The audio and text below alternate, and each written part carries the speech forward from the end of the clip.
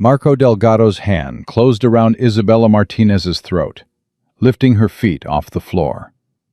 Her fingers clawed at his wrist. Her face turned purple.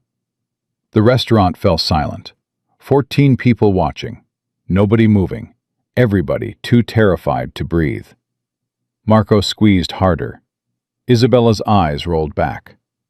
In the corner booth, Lieutenant Ryan Cross's hand froze halfway to his coffee cup. Under the table, Atlas, 85 pounds of German Shepherd trained to kill, went rigid, a growl building in his chest that only Ryan could hear. Marco had made his first mistake. He'd hurt someone in front of a Navy SEAL. His second mistake would be not letting go when Ryan gave him the chance. Because Ryan Cross didn't give third chances, and Atlas didn't know the meaning of mercy. Before this story continues, please subscribe to our channel and stay with us until the very end. Comment below with the city you're watching from. I want to see how far this message about standing up to evil travels. Now let's begin. The coffee had gone cold 20 minutes ago. Ryan didn't care. He'd drunk worse, had eaten worse, had slept in worse places than the $40 a night motel where he'd been staying since his medical retirement cleared 3 weeks ago. At 30 years old, Ryan looked exactly like what he was, a warrior without a war. Short dark brown hair, regulation cut despite not needing regulations anymore. Navy NWU Type 3 digital camouflage uniform in greens and browns, because his civilian clothes still felt wrong, like wearing a costume. His hands bore scars that told stories he never would, and his eyes, gray like winter storms, tracked every person who entered Antonio's restaurant with automated precision that 10 years as a SEAL had hardwired into his brain. Under the table, Atlas lay perfectly still. The German Shepherd's tan and black coat gleamed under fluorescent lights. 5 years old. Military working dog. Retired like Ryan, though neither of them knew how to actually retire. Atlas wore his vest, marked Service Dog, Do Not Disturb, in letters that most people respected and some people ignored. The dog wasn't just Ryan's companion. He was Ryan's responsibility, his partner. The only other survivor from the Yemen mission that had ended both their careers.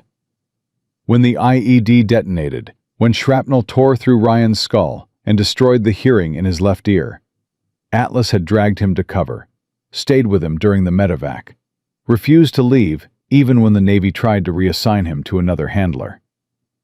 They'd retired together, on paper, but warriors don't retire.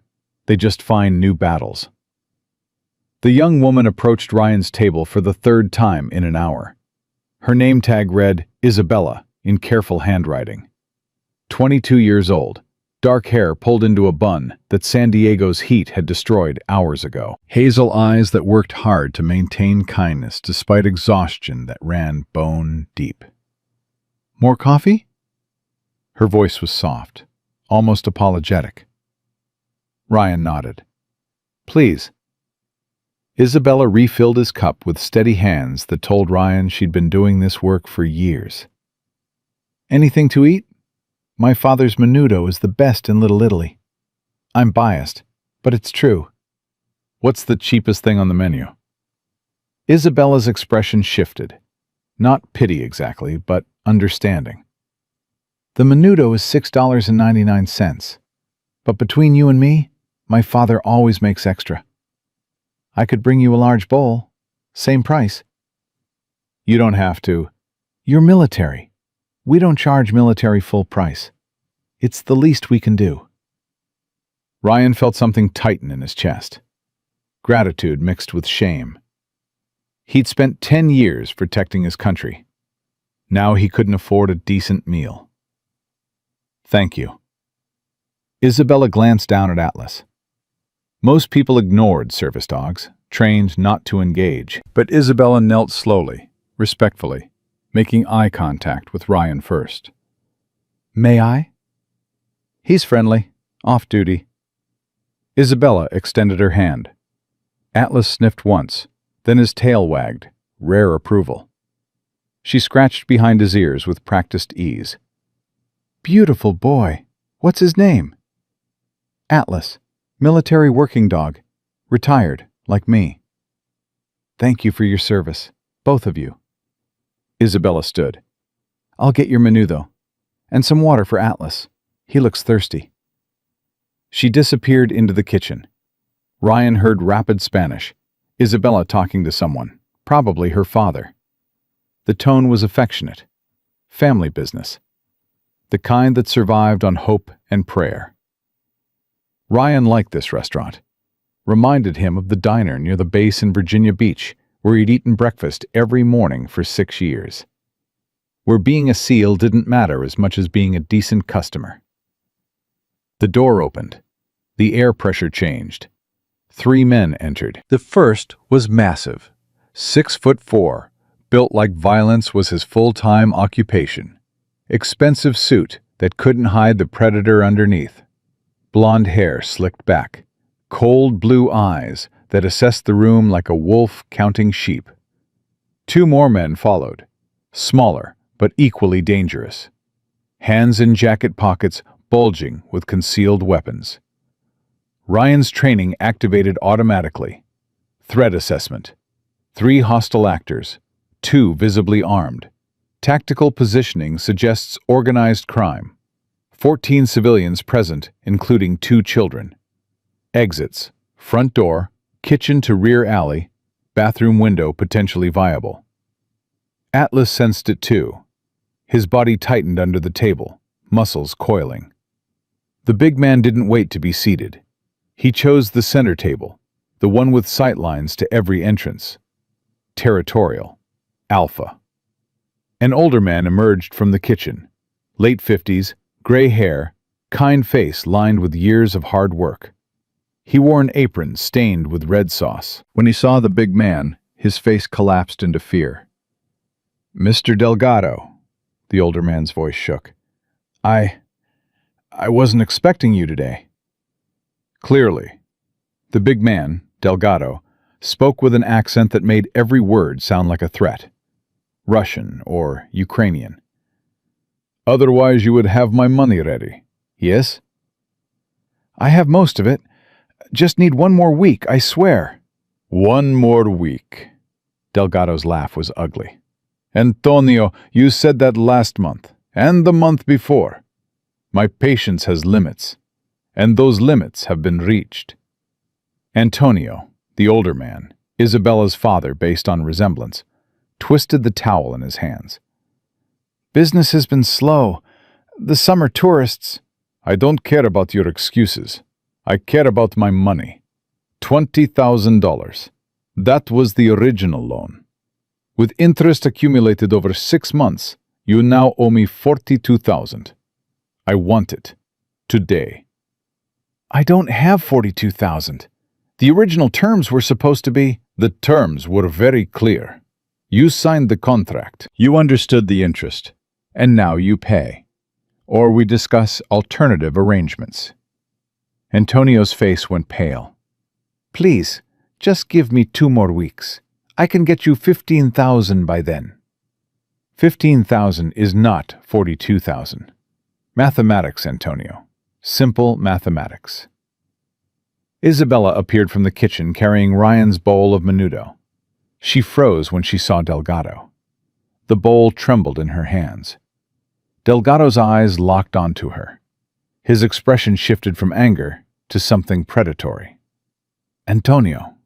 Delgado's voice went soft, which somehow made it more dangerous. "You never mentioned you had such a beautiful daughter." Antonio moved between Delgado and Isabella. "Leave her out of this. This is business between us." "Is it? Because I'm looking at an asset you failed to declare. Your daughter. How old?" "She's not part of this deal." 22, Delgado answered his own question, eyes still on Isabella. "College student, working to help Daddy's failing restaurant?" Isabella found her voice. It shook, but held. "I'm pre-med at UC San Diego. This restaurant is my father's life work. We're going to pay you back, Just give us time. Time is money, little bird, and your father has wasted too much of both. Delgado stood, towering over her. Antonio grabbed his arm. Don't you touch her! Delgado's backhand was casual. It caught Antonio across the face hard enough to spin him. The older man crashed into a table. Plates shattered. Isabella screamed. Papa! She tried to reach her father. Delgado caught her arm, yanked her back with brutal strength. Then his hand was on her throat, lifting her. Her feet kicked uselessly. Her fingers clawed at his wrist. You want to know what happens when people don't pay me? Delgado's voice was conversational, despite the violence. He squeezed harder. Isabella's face turned purple. Ryan's hand froze halfway to his coffee cup. 14 people in the restaurant. Nobody moved. Nobody spoke. Fear had paralyzed them all. Delgado squeezed harder. Isabella's eyes started rolling back. Ryan stood up. Let her go. The words cut through the restaurant's terrified silence. Every head turned toward Ryan, including Delgado's. Who the hell are you? Delgado didn't release Isabella. If anything, he squeezed harder. Someone giving you one chance to walk out of here alive? Let her go. Delgado laughed. Actually laughed. You think you frighten me, soldier boy? I've killed men twice your size, made them beg before I'm not asking again. Something in Ryan's voice made Delgado pause. Not fear. Recognition. The sound of someone who'd killed before and would kill again without hesitation. But Delgado's ego won. It always did with men like him. You want the girl? Come take her. Ryan gave Atlas a single command. Not in English. In the tactical language they'd used in Yemen, the language that meant violence was authorized. Atlas, release. Non-lethal. The German shepherd exploded from under the table. 85 pounds of trained military working dog hit Delgado at knee level. Delgado dropped Isabella and went down hard. His head bounced off the tile floor. Isabella collapsed, gasping, hands clutching her bruised throat. Delgado's two enforcers reached for their weapons. Ryan was already moving. 10 years of SEAL training compressed into 3 seconds of controlled violence. The first enforcer had his hand on a gun when Ryan's elbow caught him in the throat, crushed his larynx. He went down choking. The second enforcer pulled his weapon. Ryan grabbed his wrist, twisted until bones snapped, used the man's own momentum to drive him face first into a table. The gun clattered across the floor. The entire fight lasted 7 seconds. Delgado was back on his feet, pulling a knife from his jacket. You made a mistake, SEAL. I'm going to gut you like... Atlas hit him again, this time from behind. Delgado went down face first. Ryan was on him in an instant, knee in his spine, pulling zip ties from his pocket, old habits from Afghanistan, and securing Delgado's wrists with practiced efficiency. Don't move. Don't speak. Don't even breathe wrong. Delgado struggled. Ryan applied pressure to a nerve cluster in his shoulder. Delgado gasped in pain. I said don't move. The restaurant was frozen. 14 people staring at Ryan like he was something alien, something dangerous. Isabella was on the floor, still gasping. Antonio crawled to her, wrapped his arms around his daughter. Ryan pulled out his phone, dialed 911. This is Lieutenant Ryan Cross, retired Navy SEAL. I'm at Antonio's restaurant, Little Italy. Need police response immediately. 4 suspects in custody, 1 victim with assault injuries. Suspects are armed and dangerous. Send backup. The 911 operator's voice was professional. Sir, can you confirm suspects are secured? Affirmative, zip-tied and under control. But send officers fast. These guys are connected. They'll have friends. Units are en route. ETA 3 minutes. Stay on the line." Ryan kept the phone on speaker, but his attention on Delgado. "Who are you working for?" Delgado spat blood. "You're dead, you and your dog. My uncle finds out about this, you're dead." "Your uncle, Carlos Delgado, head of the Diablo street gang. I've heard of him." Delgado's eyes widened. "Then you know what's coming for you." "I know what's coming for you. Federal prison, 20 years minimum. More if I testify about what I just witnessed. Assault, attempted murder, extortion, protection racket. The FBI loves cases like this." "The FBI can't touch us. We own half the cops in this city. We own judges. You own nothing. You're going to prison, and your uncle's organization is about to learn what happens when you terrorize neighborhoods protected by people like me." Sirens wailed outside. SDP units screeched to a halt. Officers poured through the door, weapons drawn. "Hands where we can see them! Nobody move!" Ryan slowly raised his hands, phone still visible. "Lieutenant Ryan Cross, retired Navy SEAL. I'm the one who called 911. 4 suspects on the ground, all secured. Main suspect is Marco Delgado, Diablo's street gang. Assault, attempted murder, extortion." The lead officer, a female detective, mid-30s, sharp eyes, recognized Ryan immediately. "Cross, what are you doing here?" "Drinking coffee, Detective Chen, until this guy decided to strangle a young woman in front of me." Detective Sarah Chen holstered her weapon, surveyed the scene. 3 men on the ground, zip-tied. Marco Delgado, face down with Ryan's knee still on his spine. Isabella, clutching her throat. Antonio, trying to comfort his daughter. "You took down 4 Diablos by yourself?" "I had help." Ryan gestured to Atlas, who sat calmly beside him, tail wagging slightly. Chen almost smiled. "Of course you did." "Paramedics!" EMTs rushed in. Isabella tried to refuse treatment, but Chen insisted. "Ma'am, you were strangled. You need to be checked for tracheal damage. It's not optional." Antonio spoke for the first time since Delgado hit him. His voice was hoarse, grateful. "Thank you. Thank you for saving my daughter. I don't know who you are, but just someone who was in the right place at the right time."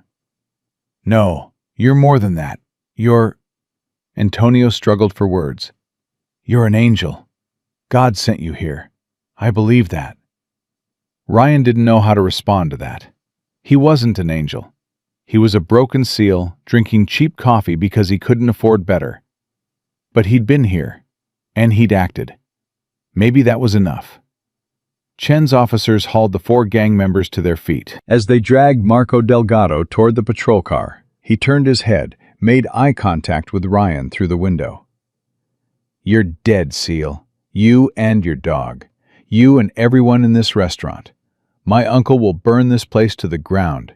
He'll kill your families, your friends, everyone you've ever cared about. This isn't over. This is just beginning." Chen slammed the car door, cutting off the threat. She turned to Ryan, her expression grim. "He means it. The Diablos don't make empty threats. Let them come." "Ryan, you don't understand. The Diablos aren't just a street gang. They're organized crime. Carlos Delgado, Marco's uncle, runs a multi-million-dollar operation. Protection rackets, human trafficking, drug distribution. He's been untouchable for 3 years. Every case against him falls apart. Witnesses disappear. Evidence goes missing. Then maybe it's time someone made him touchable. You're one man, one retired SEAL. You can't take on an entire criminal organization." "Watch me." Chen grabbed his arm. "I'm serious. You should leave town. Go somewhere the Diablos can't find you. Let us handle this." Ryan looked at Isabella being loaded into the ambulance. Looked at Antonio standing alone in his destroyed restaurant, tears streaming down his face. Looked at the other customers, working families, elderly couples, people who'd watched violence unfold and been powerless to stop it. I'm not leaving. These people need protection. This neighborhood needs protection. If the Diablos are terrorizing families like Antonio's, someone has to stop them. That's not your job anymore. You're retired. I'm a SEAL. We don't retire. We just find new missions. Chen was quiet for a long moment.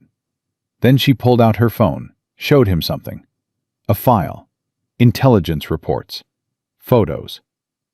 The Diablos had been running protection rackets in Little Italy for 6 months. 12 businesses paying $2,000 to $5,000 per month. The ones who refuse?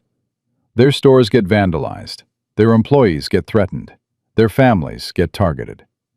We've tried to build cases, tried to get witnesses to testify, but nobody will talk. Because the Diablos always follow through on their threats. Then give me the file. Let me consult. Off the books. I know how these organizations work. Infiltration, surveillance, pattern recognition. I can help. You're medically retired. You have hearing damage. PTSD. I have tinnitus and partial hearing loss in one ear. Atlas has trauma responses to loud noises. We're both broken. But we're functional. And we're motivated.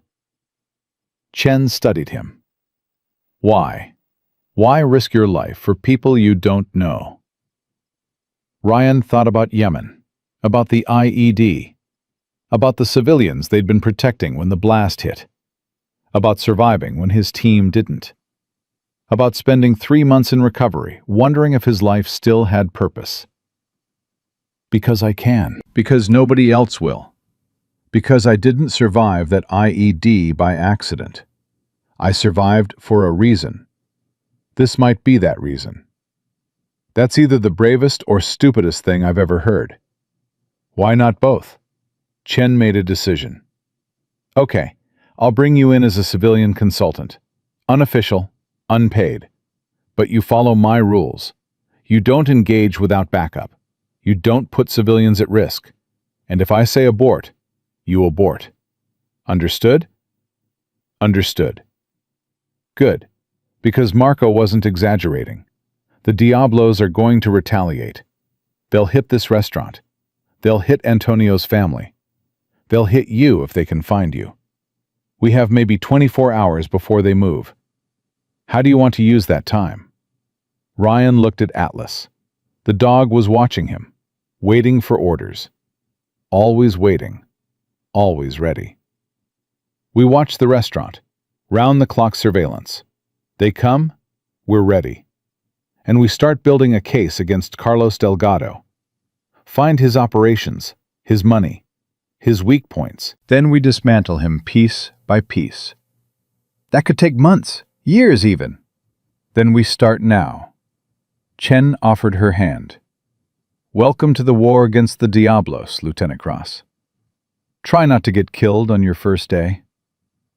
Ryan shook her hand. Not planning on it. As Chen left to coordinate with her officers, Antonio approached Ryan. The older man's hands were shaking. His face was bruised where Marco had hit him. But his eyes held something Ryan recognized. Determination mixed with fear. Commander Cross. Just Ryan. Ryan, what you did, saving Isabella, I can never repay that. But I need you to understand something. Marco was right. Carlos Delgado will come. He'll destroy my restaurant. Maybe kill me. Maybe kill my daughter. These men, they're monsters. Then we stop monsters. That's what I do. But why? Why would you risk your life for us? We're nobody, just immigrants trying to survive. You're not nobody. You're exactly the people worth fighting for. The ones who work hard, pay their taxes, try to build something honest. The ones who get preyed on by people like the Diablos, because you can't fight back. That ends now. Antonio's eyes filled with tears. I prayed for help, prayed that God would send someone. And then you were here, in my restaurant, at exactly the right moment. That's not coincidence. That's providence. Ryan didn't believe in providence. Believed in training and preparation and being in the right place. But looking at Antonio's grateful face, at Isabella being treated by paramedics, at the neighborhood that had been terrorized for months, Ryan wondered if maybe the old man was right. Maybe his survival in Yemen wasn't random. Maybe it was preparation for this, for protecting people who needed him, for fighting battles that mattered. "Go be with your daughter," Ryan said quietly. "I'll make sure you're safe, both of you. That's a promise." "How can you promise that? You're one man." "I'm a Navy SEAL, with a military working dog and 10 years of combat experience. That's not one man, that's a tactical team, and we don't lose." Atlas pressed against Ryan's leg, a silent reminder that they were in this together. Whatever came next, they'd face it as partners, as warriors, as protectors. Chen returned with paperwork. "I need your statement, everything that happened, timeline, actions, witnesses." Ryan gave her everything. Precise, detailed, professional. As he spoke, he watched the restaurant, watched the door, watched for threats that would inevitably come. Because Marco was right about one thing. This wasn't over. It was just beginning. And the Diablos were about to learn what happened when they terrorized neighborhoods protected by Navy SEALs who'd run out of wars overseas and found new battles at home. Wars against evil that wore expensive suits and spoke in threats. Wars against predators who thought they were untouchable. Wars that mattered more than any mission Ryan had completed in 10 years of service. Because this time, he wasn't protecting oil fields or political interests. He was protecting families, children, the innocent who had no way to defend themselves against organized evil. That was worth fighting for, worth risking everything for, worth living for after he'd thought his warrior days were over. Atlas nudged his hand. Ryan scratched behind the dog's ears, felt purpose settling into his bones for the first time since Yemen. The war wasn't over. It had just changed locations, changed enemies, changed tactics. But the mission remained the same. Protect those who can't protect themselves. Hunt predators who think they're untouchable. Refuse to look away from suffering. And Ryan Cross, 30 years old, medically retired Navy SEAL, civilian consultant to SDPD, protector of the broken, was ready. Because some men don't retire from service. They just find new ways to serve. Some men don't stop being warriors when the uniform comes off. They carry the warrior spirit into civilian life and use it to protect those who need it most. The afternoon sun beat down on Little Italy. Inside Antonio's restaurant, broken plates were being swept up. Isabella was being treated for injuries that would heal. Antonio was calling his insurance company about damages. And Ryan Cross sat in his corner booth with Atlas at his feet, drinking cold coffee and planning the destruction of Carlos Delgado's criminal empire. One case at a time, one victim at a time, one predator at a time, until the neighborhood was free, until families could live without fear, until justice was more than just a word. That was his new mission, and he'd just taken the first step by saving Isabella Martinez from Marco Delgado's hands. Now came the hard part, the long fight. The war against an organization that had corrupted cops, bought judges, and terrorized a community for months. But Ryan had fought longer wars against worse enemies, in worse conditions, with worse odds. And he'd never lost a battle that mattered.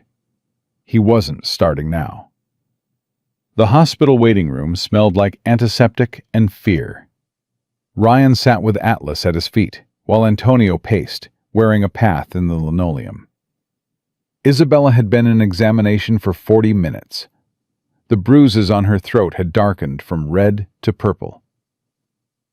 "She could have died," Antonio's voice was hollow. "If you hadn't been there, if God hadn't put you in that booth at that exact moment, my daughter would be dead." "But she's not. Focus on that." "How can I focus on anything? Marco said they'd come back, that his uncle would burn my restaurant, kill my family.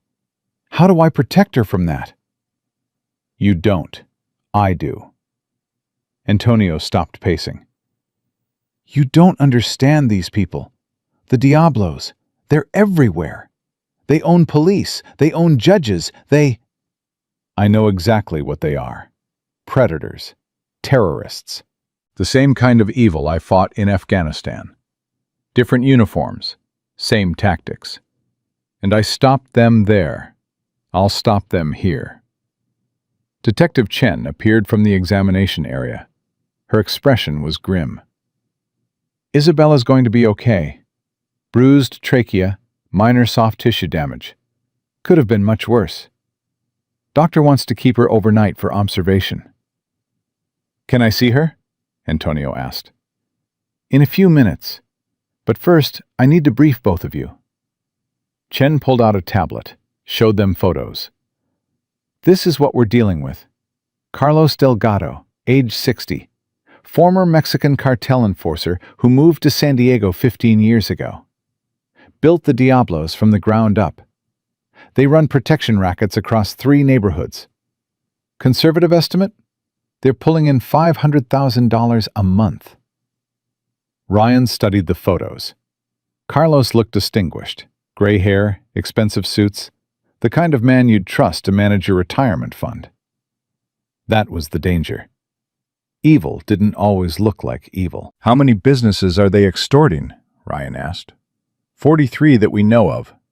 Probably more who haven't reported. The ones who refuse to pay? Their stores get vandalized. Their employees get attacked. Their families receive threats. "Has anyone died?" Chen's silence was answer enough. 3 months ago, she finally said. Vietnamese restaurant owner named Tommy Nguyen refused to pay. 2 weeks later, his restaurant burned down with him inside. Fire department ruled it electrical. But everyone in the neighborhood knows the truth. Antonio's face went pale. "That could be me. That could be Isabella." "Not if I can help it," Ryan said. "Chen, what's your case against Carlos?" "Non-existent. We've been trying for 3 years. Every witness we line up disappears or recants. Every piece of evidence goes missing. Every prosecutor who gets close receives death threats. Carlos has corrupted half the department. We don't even know who we can trust anymore. Then we build a case outside official channels, surveillance, pattern recognition, document everything, find weak points in his organization. That takes time, resources, legal authority. I have time.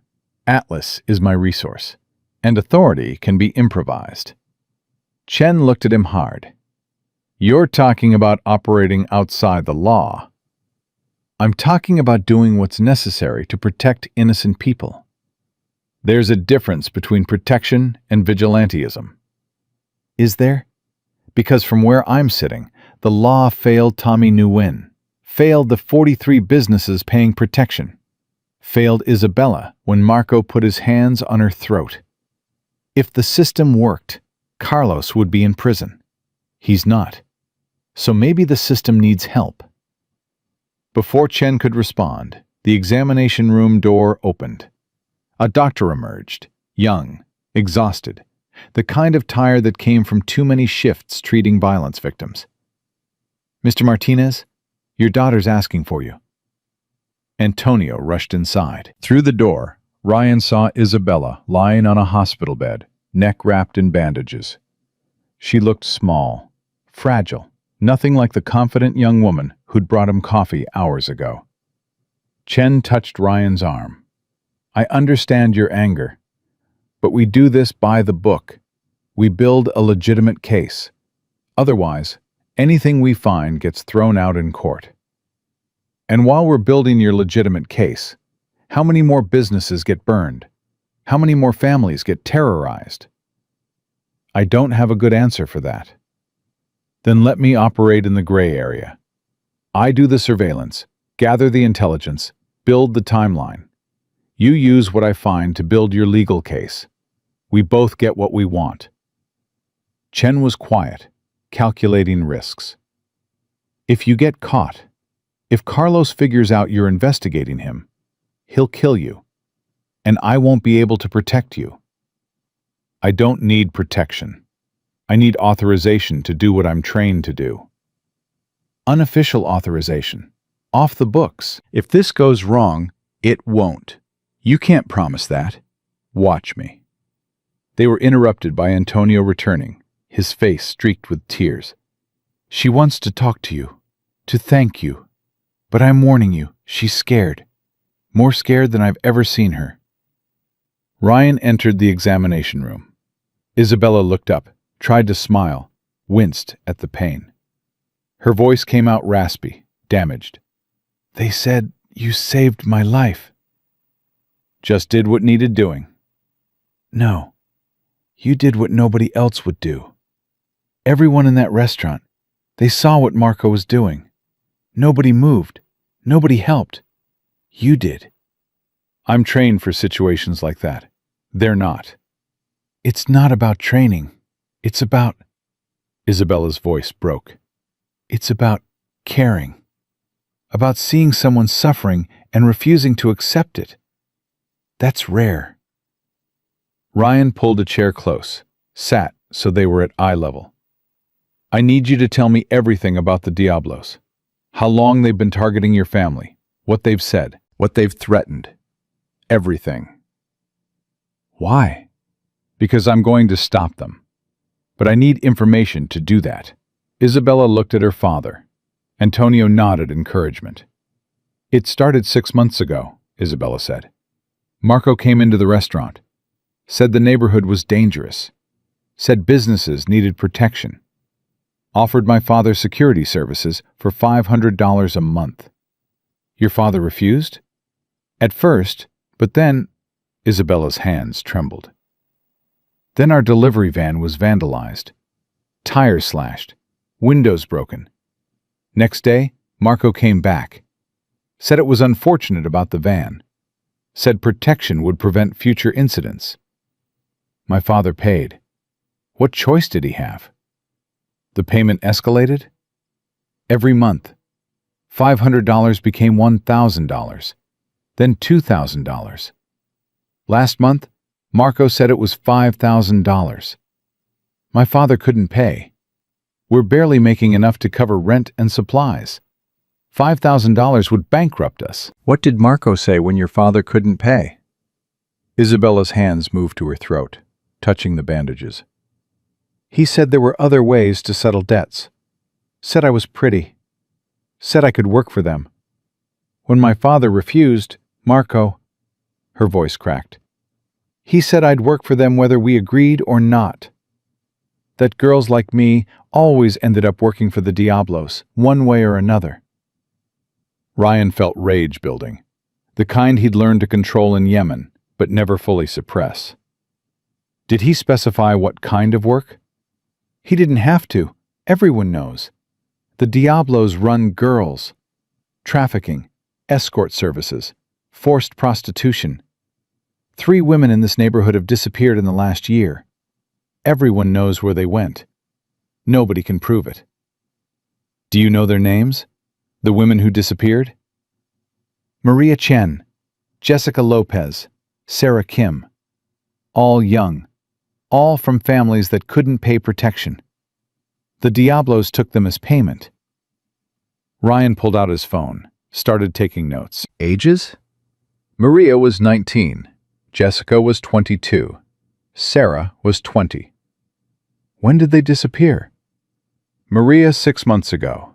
Jessica 4 months ago. Sarah 2 months ago. Their families reported them missing. Police investigated. Found nothing. Cases went cold. Chen had entered the room, was listening from the doorway. Her expression was stone. I didn't know about this. Chen said quietly. Missing persons reports should have been flagged, should have been connected to the Diablos investigation. Unless someone made sure they weren't connected, Ryan said. Someone inside the department. Someone on Carlos's payroll.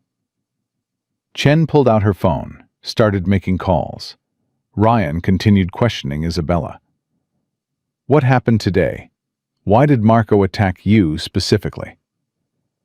My father told him we couldn't pay. Marco said our property was worth money, said we should sell the restaurant to his uncle's development company. My father refused. The restaurant, it's his life's work, his dream. He immigrated here 30 years ago with nothing. Built this business from nothing. It's all he has. How much was the offer? $150,000. But the property is worth at least $800,000. The location, Little Italy, is gentrifying. Property values are skyrocketing. My father refuses to sell for less than fair market value. Something clicked in Ryan's mind. This wasn't just about protection money. This was about real estate, about forcing business owners to sell property at below market prices so Carlos could flip them for massive profit. Has Carlos's company approached other business owners? At least 10 that I know of. Same pattern. Start with protection payments, escalate until the owner can't pay, then offer to buy the property at a fraction of its value. The ones who refuse... Isabella didn't finish the sentence. End up like Tommy Nguyen, Ryan finished for her. Isabella nodded, tears streaming down her face. I'm scared. Not for me, for my father. This restaurant is his entire life. If the Diablos burn it down, it kills him. Not physically, but, she struggled for words, his spirit, his reason for living. I can't watch that happen. You won't have to. I'm going to stop them. How? You're one man. They're an entire organization. They have guns, money, corrupt cops. What do you have? Ryan looked at Atlas, sitting quietly beside the bed. I have training, experience, a partner who saved my life more times than I can count. And I have something the Diablos don't have. What's that? Nothing left to lose. I'm medically retired. My SEAL career is over. My body is broken. I live in a $40 motel and can barely afford food. The Diablos can't threaten me with losing things I don't have.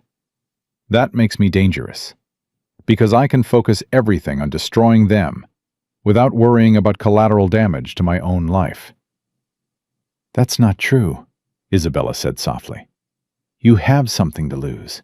Your life. And despite what you think, that life has value. You saved me today. You'll save others tomorrow. That matters. Before Ryan could respond, Chen burst back into the room. Her face was white. We have a problem. Big problem. I just got off the phone with the precinct. Marco Delgado posted bail an hour ago. That's impossible, Antonio said. He assaulted my daughter. Attempted murder. Judge set bail at $50,000. Carlos paid it immediately. Marco's already out, and he's already made threats. What kind of threats? He told the booking officer, and this is direct quote, "Tell that SEAL and the restaurant owner they have 24 hours to leave San Diego. After that, everyone they love dies." The booking officer is one of ours, someone we trust. He called me immediately. Ryan felt adrenaline spike. Where's Marco now? Unknown. He left the station 90 minutes ago. Could be anywhere. Then we move Isabella and Antonio, right now. Protective custody until we neutralize the threat. I don't have budget for protective custody. And even if I did, I don't know who I can trust. If there's a dirty cop in protective detail, then I protect them myself. Off the books. Unofficial safe house. You don't have a safe house. I'll improvise. Chen looked at Antonio and Isabella. Would you trust him? Trust a man you met 3 hours ago to hide you from a criminal organization? Antonio didn't hesitate. Yes, God sent him to save Isabella. I trust that God will continue to protect us through him. Isabella? Chen asked. Isabella looked at Ryan, at the man who'd risked his life for a stranger, and nodded. I trust him. Then it's settled, Ryan said. I'll move them tonight, somewhere the Diablos can't find them. While I'm doing that, you build your case. Connect the missing women to the Diablos. Connect the real estate purchases to Carlos. Find me something actionable. That could take weeks. Then work fast, because I'm not letting another family get terrorized while we build perfect legal cases. A nurse entered, interrupting. I'm sorry, but visiting hours are over. The patient needs rest. Ryan stood to leave. Isabella grabbed his hand. Thank you for everything, for saving me, for believing we're worth protecting. Most people, they see what's happening and look away. You didn't. I couldn't. Looking away isn't something I know how to do. Chen walked Ryan to the parking lot. Atlas trotted beside them, alert despite the late hour. You're making a mistake, Chen said. Taking on Carlos Delgado without backup, without official support. It's suicide. Then I'll die knowing I did something that mattered. That's more than most people can say. That's not heroism. That's martyrdom. What's the difference? Heroes live to fight another day. Martyrs become cautionary tales. I'll take my chances. Chen grabbed his arm, forced him to stop. Ryan, listen to me.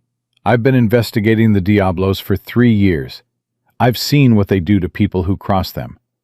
Tommy Nguyen burned alive in his restaurant. Maria Chen found in a dumpster with her throat cut. A business owner named David Kim beaten so badly his own wife didn't recognize him. This isn't the game. This isn't like Afghanistan where you had a team and resources and military backing. You're alone. I'm not alone. I have Atlas. A dog isn't backup. He's more reliable than most humans I've known. Chen's phone rang. She answered, listened, her expression darkening with each word. When she hung up, she looked physically ill. That was arson investigation. Antonio's restaurant just went up in flames. Accelerant used. Multiple ignition points. Professional job. The building's a total loss. Ryan felt his stomach drop. Casualties? None. Restaurant was empty. But the message is clear. The Diablos are retaliating, and this is just the beginning. Antonio overheard from the hospital entrance, where he'd been talking to his insurance company. He collapsed against the wall, phone clattering to the ground. My restaurant. My life's work. It's gone. Everything I built. 30 years. Gone. Isabella appeared behind him, hospital gown and bandages making her look even more vulnerable. Papa, no! How do I tell your mother? How do I explain that our retirement, your college fund, everything we saved, it burned because I refused to be extorted by criminals? Ryan approached, put a hand on Antonio's shoulder. This isn't your fault. This is on them, on Marco, on Carlos, on every person who chose violence over humanity. Don't carry their guilt. But I should have paid, should have given them what they wanted. Then my restaurant would still. Then you'd have paid this month. And next month they'd demand more. And the month after that. Until you had nothing left and they took it anyway. Predators don't stop. They escalate. You refusing to be a victim doesn't make you responsible for their violence. Chen's phone rang again. She listened, and this time her expression went from grim to horrified. There's been another fire. Vietnamese restaurant 2 blocks from Antonio's. Owner is Lynn Tran. She testified against the Diablos last year. Case fell apart, but she stayed in the neighborhood. Her restaurant just burned. Same accelerant. Same pattern. Casualties? Ryan asked. Unknown. Fire department is on scene now. Ryan made a decision. Atlas, with me. Chen, get Antonio and Isabella to a safe location. somewhere off the grid. I'm going to the Tran fire. If there are casualties, someone needs to be there. Someone who can witness, document, testify. You can't just show up at an active arson scene. Watch me. Ryan and Atlas ran for his truck. Behind them, Chen was shouting something about jurisdiction and protocol. Ryan ignored her. Protocol was why Tommy Nguyen burned alive. Why Maria Chen's throat was cut. Why the Diablos had terrorized a neighborhood for months without consequences. He was done with protocol. The Vietnamese restaurant was fully engulfed when Ryan arrived. Fire trucks surrounded it. Firefighters battling flames that turned the night orange. Ryan approached the fire chief, a grizzled man in his 50s with soot on his face. I'm Lieutenant Ryan Cross, civilian consultant to SDPD. Is the owner accounted for? Working on it. We've got 2 people trapped on the 2nd floor. Family apartment above the restaurant, mother and daughter. Can't reach them through conventional access. Building's about to collapse. Ryan didn't think, didn't hesitate. I'm going in. The hell you are? You're not certified. I'm a Navy SEAL with combat rescue training. Point me at the entry point. The fire chief started to argue, saw something in Ryan's eyes, and made a split-second decision. Back entrance, less fire damage. But you've got maybe 3 minutes before the roof collapses. After that, Ryan was already moving. He grabbed a firefighter's jacket, wrapped it around his torso, covered his mouth with his shirt, and entered the burning building. The heat was overwhelming. Smoke choked the air. Ryan moved by memory and training, staying low where air was clearer. Behind him, Atlas followed. The dog had been trained for combat rescue in Afghanistan. Smoke and fire didn't scare him. Ryan heard screaming above. 2nd floor. He found the stairs, tested them, stable, but barely. Climbed fast. The 2nd floor was an inferno. Ryan saw 2 figures huddled in a corner. Woman and teenage girl. Unconscious from smoke inhalation. Ryan grabbed the woman, threw her over his shoulder. Atlas grabbed the girl's shirt in his teeth, started dragging. Together, they moved toward the stairs. The roof groaned. Beams were giving way. They had seconds. Ryan descended the stairs 3 at a time. The woman on his shoulder was dead weight. Atlas struggled with the girl, but didn't let go. They reached the ground floor. The front entrance was blocked by flames. Back entrance was their only option. Ryan kicked through the door. Fresh air hit his lungs like a gift from God. Firefighters rushed forward, took the woman. Paramedics grabbed the girl. Ryan collapsed to his knees, coughing, lungs burning. Atlas sat beside him, panting, fur singed, but alive. The fire chief approached. You're either the bravest or stupidest man I've ever met. Second person to say that today. Both mother and daughter are alive, thanks to you. They wouldn't have made it another minute. Ryan watched paramedics work on the 2 victims. The woman, Lynn Tran based on witness descriptions, was coughing, conscious, alive. Her daughter was younger, maybe 16, struggling to breathe, but responsive. Chen arrived, saw Ryan covered in soot and ash, and her expression cycled to anger, relief, and resignation. You're insane. You know that? Calculated risk. You could have died. But I didn't, and neither did Lynn and her daughter. That's what matters. Chen pulled him away from the crowd, lowered her voice. 3 fires in 2 hours, all businesses connected to the Diablos investigation. This isn't random retaliation. This is systematic destruction. Carlos is sending a message. What message? That anyone who opposes him burns. Literally. We need to shut this down before the entire neighborhood is ash. Then arrest Carlos. Bring him in on suspicion of arson. RICO charges. Anything that gets him off the streets. On what evidence? We have no witnesses, no proof connecting him to tonight's fires. No prosecutor will touch this without ironclad evidence.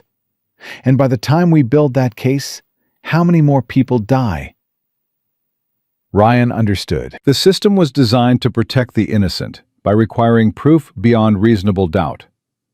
But that same system protected predators who were smart enough to insulate themselves from direct involvement.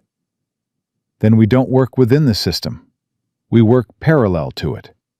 I gather intelligence, build the case unofficially. When I have enough, I hand it to you. You make it official. We both get what we want. And if Carlos discovers what you're doing, then I deal with it. How? The same way I dealt with insurgents in Afghanistan. Aggressively, permanently, effectively. Chen looked troubled. That sounds like you're planning to kill him. I'm planning to stop him. If that requires killing, so be it. But I prefer bringing him to justice, letting him rot in prison for the rest of his life. That's better revenge than a bullet. Lin Tran approached, supported by paramedics. Her clothes were burned, her face was covered in soot. But her eyes burned with rage. You saved us. Why? Because I could. Because no one else would. Who are you? Just someone who's tired of watching bad people hurt good people. Lin grabbed his hand with surprising strength. The Diablos did this. Carlos Delgado. He promised to destroy me if I testified against his nephew. I testified anyway. Now he's kept his promise. Did you see who set the fire? No, but I know. Everyone knows. The police know. The fire department knows. But knowing isn't enough. We need proof. We need someone willing to fight them. You're looking at him. One man can't fight an entire organization. Then it's a good thing I'm not a normal man. Lin studied him, saw something in his face that gave her hope. There are others, business owners, families, people who've been terrorized. If you're really going to fight the Diablos, we'll help. We'll testify. We'll provide whatever you need. That's dangerous. Carlos will target anyone who cooperates. He's already targeting us. At least if we fight back, we have a chance. Better to die fighting than live afraid. Ryan exchanged looks with Chen. This was it. The break they needed. Not just one victim, but an entire community willing to stand up. Okay, Ryan said. Here's what we do. Tomorrow morning, 9 a.m., we meet. Somewhere safe. Somewhere the Diablos don't control.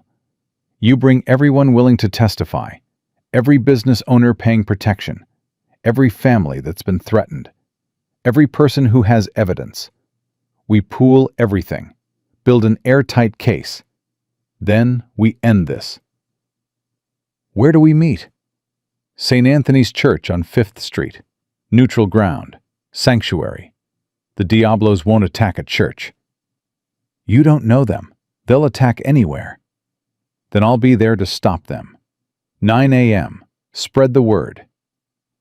As Lin was helped into an ambulance, Chen pulled Ryan aside again. You just promised an entire community you'd protect them from a criminal organization that's operated with impunity for 3 years. How exactly do you plan to deliver on that promise? By being exactly where I need to be when they need me. Starting now. You can't be everywhere at once. No, but I can be visible.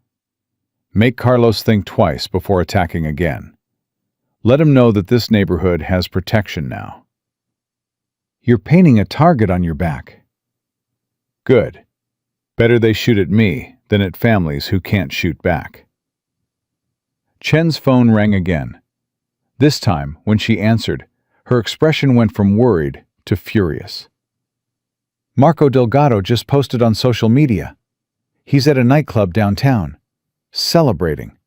posting pictures of burning buildings with captions about cleaning up the neighborhood. Send me the address. Why? Because I'm going to have a conversation with Marco about what happens to people who strangle innocent women and burn down restaurants. That's a bad idea. Confronting him directly is exactly what I'm trained to do. Send me the address, Chen. She did, reluctantly. Don't do anything stupid. Define stupid. Anything that gets you arrested or killed. I'll try to avoid both. Ryan and Atlas headed for the truck. As they drove toward downtown, Ryan's phone buzzed. Unknown number. Hello? Lieutenant Cross. The voice was old, confident, cruel. My name is Carlos Delgado. I believe you've met my nephew. Ryan's blood ran cold. I've met him. He's lucky I didn't kill him. Strong words from a man who's alone in a city I control. I'm calling to offer you a deal. Leave San Diego, tonight. Take your dog and disappear. Do this and I'll forget you interfered with my business. And if I refuse, then everyone you tried to protect dies. Antonio Martinez, his daughter Isabella, Lynn Tran and her family. Every person in that neighborhood who's cooperating with you. I'll burn them all, and I'll make sure you watch. You're making a mistake, Carlos. Am I? You're one man. I have 50 soldiers. You're a retired SEAL with no resources. I have millions of dollars and half the police department. You can't win this fight. Watch me. I've killed better men than you, men with armies, men with power. What do you have? Nothing left to lose. That makes me the most dangerous person you'll ever face. Carlos laughed. We'll see. 24 hours, Lieutenant. Then the bodies start piling up. Starting with the girl you saved. Isabella has such a pretty neck. Would be a shame if it got cut. The line went dead. Ryan's hands tightened on the steering wheel. Atlas sensed the tension, pressed against his leg. He just made a fatal mistake, Ryan said quietly. He threatened Isabella. That means he dies. Not maybe, not probably. Definitely. Carlos Delgado just signed his own death warrant. But first, Ryan had a conversation to have with Marco at that nightclub. A conversation about respect, about consequences, about what happened to predators who thought they were untouchable. And Marco Delgado was about to learn that lesson the hard way.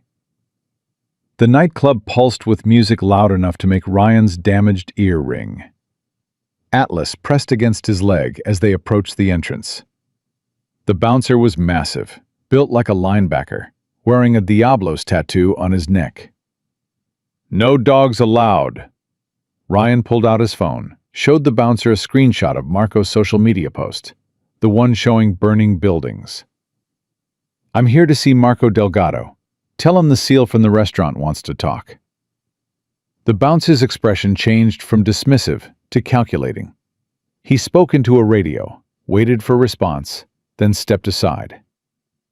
Third floor VIP section, but the dog stays outside. The dog goes where I go. Then you don't go anywhere. Atlas growled, low and dangerous. The bouncer's hand moved toward his waistband, where a gun bulge was visible. You really want to pull that weapon? Ryan's voice was calm, conversational. Because I promise you'll be unconscious before it clears leather. And Atlas here? He's been trained to neutralize armed threats. Your call. The bouncer reconsidered, spoke into his radio again. This time, the response was different. Fine, but any trouble will be started by your boss, not me. Ryan and Atlas entered. The club was packed with people dancing, drinking, pretending violence didn't exist in the world outside. Ryan pushed through the crowd toward the stairs. second floor, third floor. The VIP section was separated by velvet ropes and 2 more guards. Marco Delgado sat in the center booth, surrounded by women and alcohol. When he saw Ryan, his expression went from surprise to rage to something uglier. Anticipation. "The hero's seal!" Marco stood, arms spread wide. "Come to kill me in front of witnesses? That's not very smart." "I came to deliver a message. From your uncle." My uncle called you? Marco laughed. "Then you know you're already dead. He just hasn't decided how yet. He gave me 24 hours to leave San Diego. I'm here to tell you what I told him. I'm not leaving. And if anyone touches Isabella Martinez, Lynn Tran, or any person in that neighborhood, I'll kill every single member of the Diablos, starting with you." Marco's smile widened. "Big threats from a man with no backup. You think you can fight all of us?" "I know I can." "Prove it." Ryan didn't wait for Marco to move. He crossed the distance in 2 steps, grabbed Marco by the throat, the same way Marco had grabbed Isabella, and slammed him against the wall. The women scattered. The guards reached for weapons. Atlas was already moving. 85 pounds of trained violence hit the first guard at knee level. The man went down screaming. The second guard pulled his gun. Ryan released Marco, disarmed the guard with a joint lock that shattered his wrist, and put him on the floor in 3 seconds. Marco tried to run. Ryan caught him by the collar, spun him around, drove a fist into his solar plexus. Marco collapsed, gasping for air. "That's for Isabella. That's for Antonio. That's for every family you've terrorized." Ryan knelt beside Marco. "And this is your only warning. You come near them again, I don't arrest you. I don't call the cops. I end you. Permanently. Understood?" Marco coughed blood, nodded. "Good. Now tell me where Carlos is. Tell me where you're holding the missing women. Tell me everything, and maybe, you live long enough to see a courtroom." "I don't know anything about missing women." Ryan applied pressure to Marco's already injured throat. "Wrong answer. Try again." Okay. The women. They're at a warehouse near the port. Shipping container storage facility. Carlos runs operations from there. Address. I don't know the exact... More pressure. Marco's face turned purple. Pier 47. Container facility. That's all I know. Ryan released him, stood. Marco gasped for air. The club had gone silent. Everyone watching. Everyone recording on phones. "Tell your uncle I'm coming for him," Ryan said loudly enough for everyone to hear. "Tell him the neighborhood he's been terrorizing has a protector now. Tell him his operation is finished. And tell him if he touches Isabella, I'll make his death last days." Ryan and Atlas walked out. Behind them, Marco was screaming threats, but his voice was hoarse, broken, impotent. Ryan's phone rang as he reached his truck. Chen. "Please tell me you didn't just assault Marco Delgado in a nightclub full of witnesses." "I delivered a message." "The entire internet is delivering that message. You're trending on Twitter. Video of you choking Marco is going viral." "Good. Let Carlos see what's coming for him." Ryan, you just committed assault on camera. I can't protect you from that. "I don't need protection. I need that address verified. Pier 47, container storage facility. Marco says Carlos is using it for operations, including holding the missing women." Chen was quiet for a moment. "We've suspected that location for months, but we've never been able to get a warrant. The judge who handles that district is on Carlos's payroll." "Then we don't use a warrant. We conduct reconnaissance, gather evidence, build a case that even a corrupt judge can't dismiss." "That's not how the law works." The law isn't working. 3 fires tonight, Chen. Tommy Nguyen burned alive months ago. 3 women missing. How many more victims before we stop playing by rules that Carlos doesn't follow? I understand your frustration, but if we operate outside the law, then we're no better than them. I know. I've heard it. But there's a difference between breaking the law and bending it. I'm talking about bending. Chen sighed. What do you need from me? Time, 24 hours. Let me scout that warehouse. Confirm the women are there. Get photographic evidence. Then you can go in officially with probable cause. And if Carlos catches you scouting his facility, then I improvise. It's what I'm trained to do. You're going to get yourself killed. Better me than Isabella. Better me than any innocent person Carlos targets. I can handle myself. They can't. Ryan hung up, started driving toward the port. Atlas sat alert in the passenger seat, sensing they were heading into danger. The port was industrial, abandoned at night. Container yards stretched for acres. Ryan parked a mile away, approached on foot. Atlas moved silently beside him, trained for stealth operations. Pier 47 looked deserted, but Ryan spotted guards, 3 visible, probably more hidden. Professional setup, military-grade security. Ryan circled the perimeter, staying in shadows. Found a vantage point on an adjacent building. Used his phone to photograph the facility. Thermal imaging app showed heat signatures. At least 20 people inside the main warehouse. And in the back corner, a cluster of smaller signatures that didn't move much. The women. Had to be. Ryan was planning his approach when his phone vibrated. Text from an unknown number. 2 words. Help us.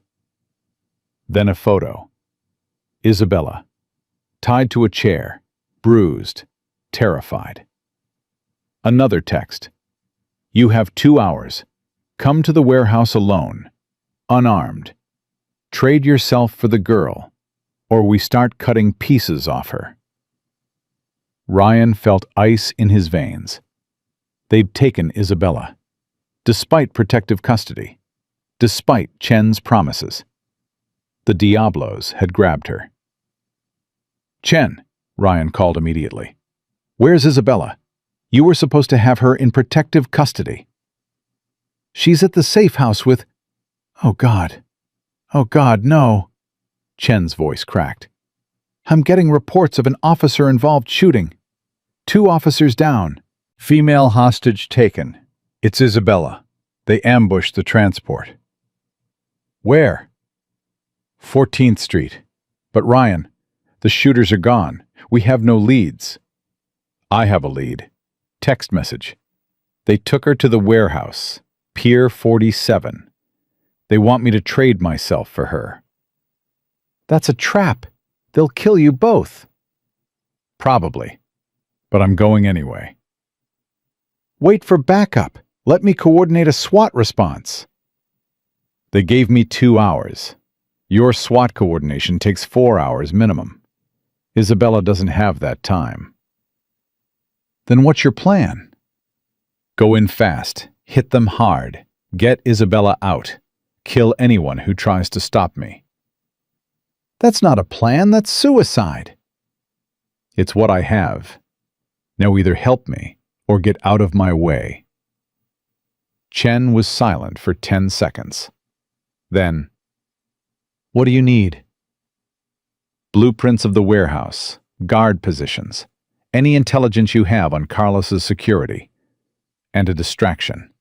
Something that pulls his attention away from the warehouse for 5 minutes. I can give you blueprints. Intelligence is limited, but a distraction. Light up the Diablos. Hit their other operations simultaneously. Make Carlos think you're launching a coordinated raid across the city. While he's managing that chaos, I go in and extract Isabella. That exposes our entire investigation. Your investigation is worth less than Isabella's life. Do it. Chen made a decision. Okay, give me 90 minutes to coordinate. We'll hit 4 Diablos locations at once. Maximum chaos. You'll have your window. I need one more thing. What? If this goes wrong, if I don't make it out, promise me you'll finish this. Promise me you'll take down Carlos. Don't let Isabella's death be meaningless. Ryan. Promise me, Chen. I promise. Now get that girl and come back alive. Ryan spent the next 90 minutes preparing. Checked his sidearm, borrowed from Chen. Technically illegal for civilians to carry, but Ryan was past caring about technicalities. Secured Atlas's tactical vest, the one he'd worn in Afghanistan, rated for shrapnel and small arms fire. Studied the warehouse blueprints until he could navigate them blind. At exactly 1:47 a.m., his phone buzzed. Chen. Operations are go. 4 simultaneous raids launching in 3 minutes. You'll have your chaos. Ryan and Atlas moved toward the warehouse. He could hear sirens in the distance. Chen's raids beginning. Inside the warehouse, guards were shouting, confused, receiving calls about police raids across the city. Perfect. Ryan breached through a side entrance. Atlas moved ahead, trained to detect threats. They cleared the first room, storage crates, no guards. Second room, 2 guards, distracted by phone calls. Ryan took them both down with suppressed shots to their legs, non-lethal but incapacitating. Third room, fourth room, working deeper into the facility. Then Ryan heard it. Isabella screaming. He ran toward the sound, found a large open space. Carlos Delgado stood in the center, with Marco beside him. Isabella was tied to a chair between them, and surrounding them were 15 armed Diablos members. A trap, obviously, but Ryan was already inside it. "Lieutenant Cross!" Carlos's voice echoed. "So predictable. I knew you'd come for the girl. Heroes always do, and heroes always die trying. Let her go, Carlos. This is between us." "Is it? Because from where I stand, this is about respect, about power, about making an example. You humiliated my nephew, threatened my organization, made me look weak.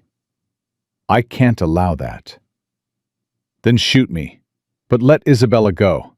She's innocent." "Innocent?" Carlos laughed. "There's no such thing. Everyone makes choices. Her father chose to refuse my offer. She chose to cooperate with police. Those choices have consequences. Like you burning down their restaurant? Like you threatening to cut her throat?" "Exactly like that. This is business, Lieutenant, nothing personal." "It's personal to me." Carlos pulled a knife, pressed it to Isabella's throat. "Then watch this become very personal." Ryan raised his weapon. 15 guns aimed at him simultaneously. No clean shot at Carlos without taking fire from multiple directions. Atlas was coiled beside him, waiting for the command to attack. "You pull that trigger, you're dead," Carlos said. "So are your friends. So is everyone who helped you. So is this entire neighborhood. I'll burn it all." "You burn it, the FBI arrests you. Chen's been building a case for months. You kill Isabella on camera," Ryan gestured to the security cameras, "and it's over. Murder on video. No corrupt judge can dismiss that." Carlos hesitated, just for a second, long enough for Ryan to see doubt. "You're bluffing," Carlos said, but his voice lacked certainty. "Call it in," Ryan said. "Call your corrupt cops. Ask them what's happening. 4 raids, 4 of your operations, seized assets, arrested soldiers. Chen's dismantling your organization right now while you're focused on me." Marco grabbed his phone, made a call. His face went pale. He's telling the truth. Police hit the casino, the warehouse in National City, the distribution center. Everything's getting raided. Carlos's grip on the knife tightened. Then there's nothing left to lose. I kill the girl, kill you, disappear with what money I have left. You kill her, you never leave this building alive. I promise you that. You're outnumbered 15-1. 14-2. You're forgetting Atlas, and he's killed better men than anyone in this room. Carlos looked at the German shepherd, saw the military vest, the scars, the absolute stillness of a trained killer waiting for release. I'm giving you one chance, Ryan said. Let Isabella go.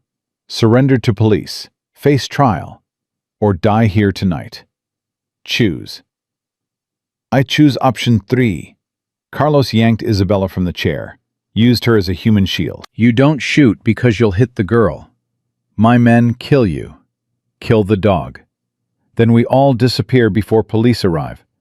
Everyone loses, except me. Ryan lowered his weapon. You're right. I won't risk hitting Isabella.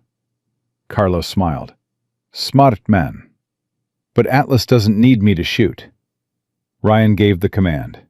One word in the tactical language that meant, execute lethal force on primary target. Atlas exploded into motion. 85 pounds of German shepherd launched across the room. Carlos tried to react, but he was holding Isabella, off balance, unprepared for a military working dog trained for exactly this scenario. Atlas hit Carlos at throat level. The knife clattered away. Carlos went down. Marco tried to grab Isabella. Ryan was already moving, crossed the distance in 3 steps, put Marco on the floor with a kick to the knee that shattered his patella. Gunfire erupted. 15 Diablos members shooting at Ryan and Atlas. Ryan grabbed Isabella, shielded her with his body, and took 3 rounds to his chest. His vest absorbed most of the impact, but his ribs cracked. Pain exploded through his torso. But he stayed standing, kept moving, dragged Isabella toward the exit while returning fire. His shots were precise, trained not to miss, even under stress. 3 gang members down. 5. 7. Atlas was a whirlwind of violence, attacking anyone who tried to flank Ryan, taking a bullet to his vest but staying in the fight, protecting his partner the same way he'd protected him in Yemen. Then more gunfire, but not from the Diablos, from the entrance. Chen burst through with a SWAT team, full tactical gear, overwhelming force. SDPD, drop your weapons, hands up! The remaining Diablos members tried to fight. Bad decision. SWAT didn't negotiate. Within 30 seconds, every gang member was on the ground, dead, wounded, or surrendering. Carlos tried to run. Atlas caught him, dragged him down, held him until officers arrived with handcuffs. Marco tried to grab a fallen weapon. Ryan shot him in the shoulder. Non-lethal, but incapacitating. Don't. You've lost. Accept it. Ryan untied Isabella, pulled the gag from her mouth. She was sobbing, hyperventilating, in shock. You came. You actually came. I promised I'd protect you. I keep my promises. I thought they'd kill you. Thought we'd both die here. Not today. Not if I can help it. Paramedics rushed in. Isabella fought them at first, too traumatized to process that she was safe. Ryan stayed with her, talked her through the panic, helped her understand it was over. Chen approached, looking at the carnage. 7 gang members dead, 5 wounded. 2 officers shot during the transport ambush. They'll live. And you? She looked at Ryan's chest. You took 3 rounds? Vest caught them. Ribs are broken, but I'll heal. Atlas? 1 round to his vest. He's tougher than me. Chen knelt beside Carlos Delgado, now handcuffed and bleeding from where Atlas had torn his throat. Carlos Delgado, you're under arrest for kidnapping, attempted murder, arson, racketeering, human trafficking, and about 40 other charges. You're done. My lawyers are going to have a hard time defending you when we have video of you threatening to cut Isabella's throat, when we have testimony from 15 survivors of your trafficking operation. Yes, we found them, in those containers you thought were hidden. When we have financial records seized from your properties. When we have recorded conversations with your corrupt cops and judges. You're finished, Carlos. Accept it. Carlos spat blood. You think this changes anything? The Diablos will survive. Someone else will take over. The neighborhood will still... The neighborhood is free, Ryan interrupted. Your operation is destroyed. Your soldiers are arrested or dead. Your money is seized. Your corruption is exposed. It's over. And you're going to spend the rest of your life in a federal prison thinking about all the people you hurt, all the lives you destroyed, all the evil you chose. That's your legacy. Marco was loaded onto a stretcher, screaming about lawsuits and police brutality. Ryan ignored him, focused on Isabella. Your father's at the hospital, waiting for you. Let's get you to him. Isabella grabbed his hand. Thank you. For everything. For saving me twice. For keeping your promise. For... Her voice broke. For showing me that good people exist. That heroes are real. I'm not a hero. Just someone who couldn't walk away. That's what makes you a hero. As paramedics loaded Isabella into an ambulance, Chen pulled Ryan aside. We found the 3 missing women. Maria Chen, Jessica Lopez, Sarah Kim. They're alive. Traumatized, malnourished, but alive. They're asking for you. Asking to thank the man who saved them. Ryan felt something break inside. Relief. Gratitude. The knowledge that this mission, this impossible, dangerous, unauthorized mission, had saved lives. Can I see them? Tomorrow, after you get those ribs treated and those wounds checked. Tonight, you've done enough. Ryan wanted to argue, wanted to stay, wanted to make sure everyone was truly safe. But his body was giving out. Adrenaline crash hitting hard. Broken ribs making breathing agony. Come on, Chen said gently. Let's get you to a hospital. Atlas first. He took a bullet. He needs veterinary care before I get medical care. Stubborn seal. Fine. We'll take Atlas to the emergency vet. Then you get treated. Non-negotiable. 3 hours later, Ryan sat in a hospital bed with bandaged ribs and a prescription for painkillers he wouldn't take. Atlas was at the emergency vet, recovering from surgery to remove bullet fragments from his shoulder. The dog would heal. They both would. Chen entered with coffee and news.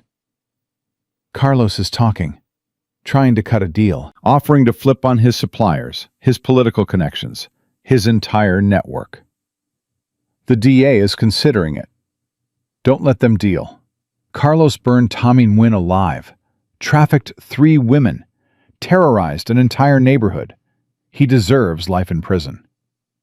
The FBI wants the bigger fish, the cartel connections, the political corruption. They're willing to reduce Carlos's sentence for cooperation. That's wrong. That's the system. Sometimes bad people make deals to catch worse people. And sometimes the system fails, like it failed Tommy Nguyen, like it failed Maria, Jessica, and Sarah. Chen sat beside his bed. You're right. The system failed.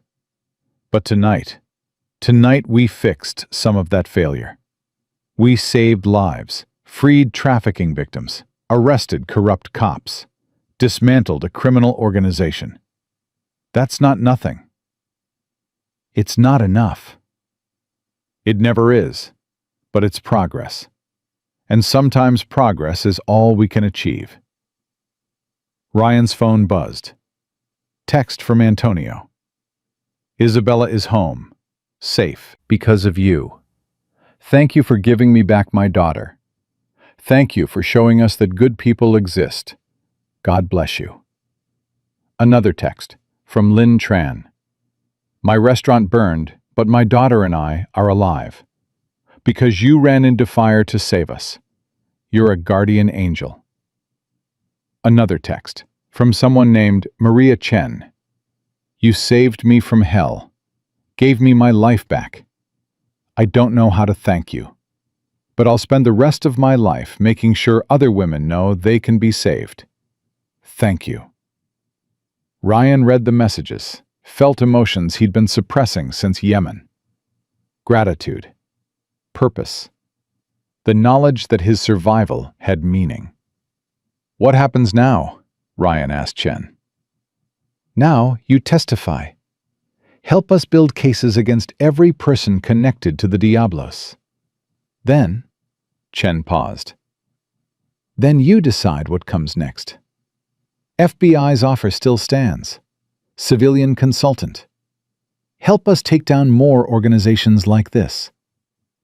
I'm just one man. You're a Navy SEAL with tactical expertise and an unwillingness to accept evil. That's exactly what we need. So think about it. No pressure. But the offer's there. After Chen left, Ryan sat alone with his thoughts. 24 hours ago, he'd been drinking cold coffee in Antonio's restaurant, wondering if his life still had purpose. Now he knew. Purpose wasn't something you found. It was something you chose. He chose to protect Isabella when everyone else was too afraid to move. He chose to rescue Lynn and her daughter from fire when it would have been safer to wait. He chose to storm a warehouse filled with armed gang members to save a woman he barely knew. Those choices had consequences. Broken ribs, psychological trauma, a target on his back from anyone connected to the Diablos who wanted revenge. But those choices had also saved lives, freed victims, given hope to a community that had none. That was worth the cost, worth every broken bone, worth every nightmare, worth every risk. Ryan's phone rang. Unknown number. He answered cautiously. Lieutenant Cross, this is Captain James Harrison, FBI Organized Crime Division. I've been briefed on your actions tonight. Impressive work. Reckless, unauthorized, and technically illegal, but impressive. Thank you. I'm calling to make that job offer official. We need someone with your skills. Someone willing to operate in gray areas. Someone who sees injustice and refuses to accept it. That's you. So what do you say? Want to keep fighting? Ryan looked at his reflection in the hospital window. 30 years old, medically retired, broken body, damaged hearing, PTSD that would never fully heal.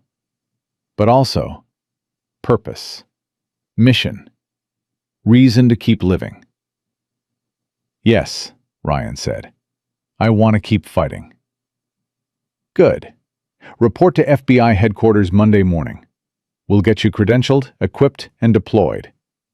There are 20 more organizations like the Diablos operating in California. We're going to dismantle every single one, with you leading the tactical operations. After Harrison hung up, Ryan leaned back in his hospital bed. Outside, San Diego was waking up. Families starting their day without fear. Business owners opening shops without paying protection money. Children playing in streets that were finally safe. All because one medically retired SEAL had been drinking coffee in the right restaurant at the right moment. All because he'd refused to look away when evil revealed itself. All because he'd kept a promise to protect people who needed protection. That was his mission now. Not in Afghanistan, not overseas, but here, in America, fighting battles most people never knew existed. Battles against evil that wore suits and corrupted systems. Battles for victims who had no one else. Battles that would never make headlines, but changed lives anyway. Ryan's phone buzzed one more time. Isabella, my father wants to know if you'll come to dinner when we rebuild the restaurant. He wants to cook for the man who saved his family. Please say yes. Ryan smiled, despite the pain in his ribs. Typed back, I'll be there. Looking forward to that menudo. Because that's what warriors did after battles. They shared meals with the people they'd protected.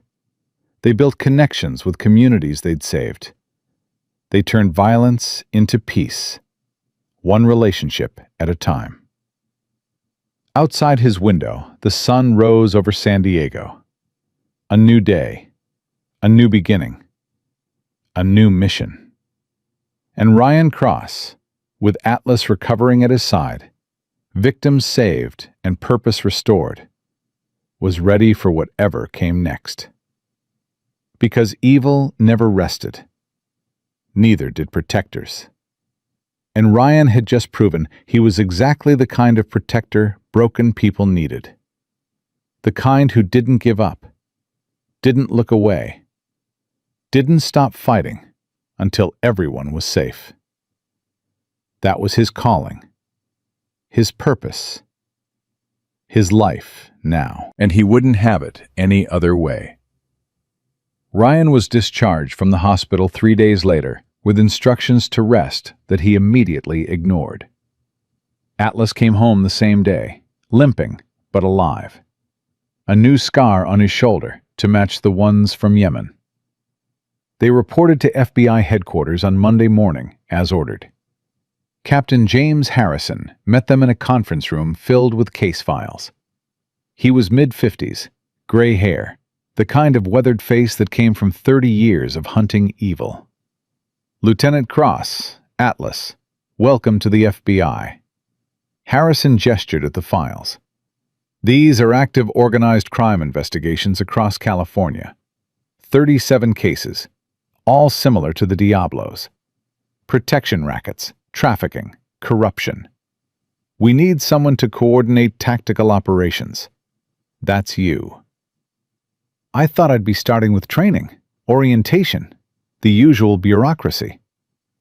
You just dismantled a criminal organization single-handedly while wounded. You don't need orientation. You need targets. Harrison opened the first file. Oakland, gang called the Black Dragons. Same pattern as the Diablos, extorting immigrant businesses. We've been building a case for 18 months. It's stalled. I want you to unstall it. Ryan studied the file. The parallels to the Diablos were uncanny. When do I start? After Carlos Delgado's trial. You're the primary witness. Can't have you out of state while testimony is pending. When's the trial? 2 weeks. Fast-tracked due to public pressure. The video of you choking Marco went viral. 4 million views. The DA wants to capitalize on public sentiment while it's hot. Ryan felt uncomfortable. I didn't do this for publicity. No, you did it because it was right. But publicity helps convict criminals. Carlos's lawyers are already trying to paint him as a businessman who was framed by overzealous police. Your testimony destroys that narrative. War hero SEAL saves innocent woman from violent criminal. The jury will love it. I'm not a hero. Tell that to Isabella Martinez, or Maria Chen, or the 43 business owners who can finally operate without paying extortion. Harrison pulled out another file. Speaking of which, we've identified 17 police officers on Carlos's payroll, including 2 sergeants and a lieutenant. Internal Affairs is building cases. But they need your testimony about corruption, about how the system failed. I'll testify. Against everyone. Carlos, Marco, every corrupt cop, every complicit official. All of them. Good. Because they're all pleading not guilty, claiming they were following orders, claiming they didn't know Carlos was criminal. It's garbage, but juries sometimes believe garbage. We need you to make them understand the scale of what happened. Over the next 2 weeks, Ryan prepared his testimony with prosecutors. They rehearsed every question, every answer, every detail of the case. The defense would try to discredit him, paint him as a vigilante, a loose cannon, someone who broke the law while claiming to enforce it. "They'll ask about you choking Marco," the lead prosecutor warned. "They'll ask about you shooting 7 gang members. They'll try to make you look violent, unstable." "I am violent. I'm trained to be. That's not a secret." "Yes, but we frame it differently. You're not violent. You're protective. You didn't attack Carlos's organization. You defended innocent people. The violence was necessary, proportionate, justified." "Was it justified? I killed 7 men. 7 men who were actively shooting at you and a hostage. 7 men who were part of a criminal organization that trafficked women and murdered civilians. Yes, Lieutenant, it was justified." Ryan wanted to believe that, wanted to accept that every trigger pull had been necessary. But the faces haunted him anyway. 7 more ghosts to add to the collection from Afghanistan. The trial started on a Tuesday. The courthouse was packed with media, community members, victims' families. Isabella sat in the front row with Antonio. Maria Chen, Jessica Lopez, and Sarah Kim sat together, holding hands, supporting each other. Carlos entered in an expensive suit, looking dignified, respectable. Nothing like the monster who'd threatened to cut Isabella's throat. That was the danger of evil. It could look civilized when it needed to. The prosecution's opening statement was devastating. Carlos Delgado orchestrated a criminal enterprise that terrorized an entire neighborhood, extorted 43 businesses, trafficked 3 women, murdered Tommy Wynn by burning him alive. And when one brave man stood up to stop him, Carlos tried to have him killed. This trial is about justice, about holding powerful people accountable, about proving that in America, no one is above the law. The defense's opening was predictable. Carlos Delgado is a businessman who made mistakes. He trusted the wrong people, hired the wrong employees, but he never ordered violence, never trafficked women, never burned buildings. His nephew Marco went rogue. Carlos is a victim here, of overzealous prosecution, of police misconduct, of a Navy SEAL who decided to play vigilante. Then came testimony. Business owner after business owner, describing the extortion, the threats, the escalating payments, the fear that permeated every day. Maria Chen took the stand. Her voice was small, but steady. "Marco told me I could work off my father's debt. When I refused, 3 men grabbed me outside my college, threw me in a van, took me to a warehouse. I was there for 6 months. Her voice broke. They sold me to different men every night. Told me if I tried to escape, they'd kill my family. I believed them." The defense attorney objected repeatedly, claiming hearsay, lack of direct evidence connecting Carlos to Maria's ordeal. But Maria had something better than hearsay. She had a recording. During one of her captivity sessions, she'd managed to record Carlos visiting the warehouse, checking on inventory, his word for the trafficked women.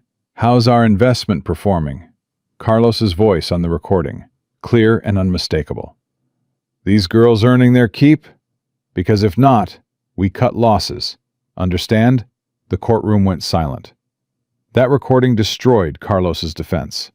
Proved he knew. Proved he participated. Proved he wasn't a victim, but an architect. Jessica Lopez testified next. Then Sarah Kim, each story more horrific than the last. By the time they finished, half the jury was crying. Then it was Ryan's turn. He walked to the stand with Atlas at his side. The judge had allowed the service dog for emotional support. Ryan placed his hand on the Bible, swore to tell the truth, sat down. The prosecutor started gently. "Lieutenant Cross, please tell the jury about your military service. I served 10 years as a Navy SEAL. Multiple deployments to Afghanistan, Iraq, Yemen. I was medically retired after an IED explosion damaged my hearing and caused traumatic brain injury." "And Atlas?" "Military working dog, my partner. He saved my life in Yemen. When I retired, he retired with me. We're both adjusting to civilian life." "Tell us about the day you met Isabella Martinez." Ryan recounted everything. The cold coffee, the strangling, the intervention. His words were precise, emotionless, professional. He described Marco's hands on Isabella's throat, the restaurant's paralyzed silence, his decision to act. "Why did you intervene?" the prosecutor asked. "Because no one else would. Because I was trained to protect people. Because watching someone die when I could prevent it isn't something I'm capable of." "Did you know Isabella before that day?" "No. She was my waitress. I'd never met her before. Never met her father before. I had no connection to them." "So you risked your life for strangers?" "I risked my life to stop violence. That's what I'm trained to do." The defense attorney's cross-examination was aggressive. "Lieutenant Cross, you have PTSD, correct?" "I have tinnitus and partial hearing loss, some hypervigilance, but I'm functional." "You're medically retired due to traumatic brain injury. That affects judgment, doesn't it?" "My judgment was sound enough to save Isabella's life, to rescue 3 trafficking victims, to dismantle a criminal organization that your client ran for years." "You choked Marco Delgado in a nightclub. That video has 4 million views. Was that sound judgment?" "I delivered a message. Marco had strangled Isabella, threatened to kill her. I made sure he understood consequences." "By committing assault?" "By ensuring he couldn't hurt her again. I'd make the same choice today." "You killed 7 men during the warehouse raid. 7 people are dead because of you." "7 people are dead because they chose to shoot at me and a hostage. They made their choice. I made mine." "You think you're above the law? That your military training gives you the right to kill citizens?" Ryan's voice went cold. "I think the law failed Isabella, failed Maria, Jessica, and Sarah. Failed Tommy Nguyen, who burned alive while police did nothing. Failed 43 business owners paying extortion while corrupt cops looked away. So yes, when the law fails, someone has to step up. That was me." The defense attorney looked frustrated. "No further questions." The prosecutor had one final question on redirect. "Lieutenant Cross, knowing what you know now, knowing the danger, the legal complications, the trauma, would you still intervene that day at Antonio's restaurant?" Ryan looked at Isabella in the front row. She was crying quietly. Antonio had his arm around her. They were alive, safe, together. "Yes," Ryan said. "Every single time, without hesitation." The rest of the trial was procedural. Expert witnesses testifying about forensics, financial experts tracing Carlos's money, FBI agents detailing the corruption investigation. On day 7, the defense rested without calling Carlos to testify. His lawyers knew he'd incriminate himself. Closing arguments were powerful on both sides. The prosecution painted Carlos as a monster who'd terrorized a community for profit. The defense painted him as a scapegoat for his nephew's crimes. The jury deliberated for 6 hours. When they returned, the foreman stood. "On the charge of racketeering, we find the defendant guilty. On the charge of human trafficking, guilty. On the charge of murder in the death of Tommy Nguyen, guilty. On all 37 charges, guilty."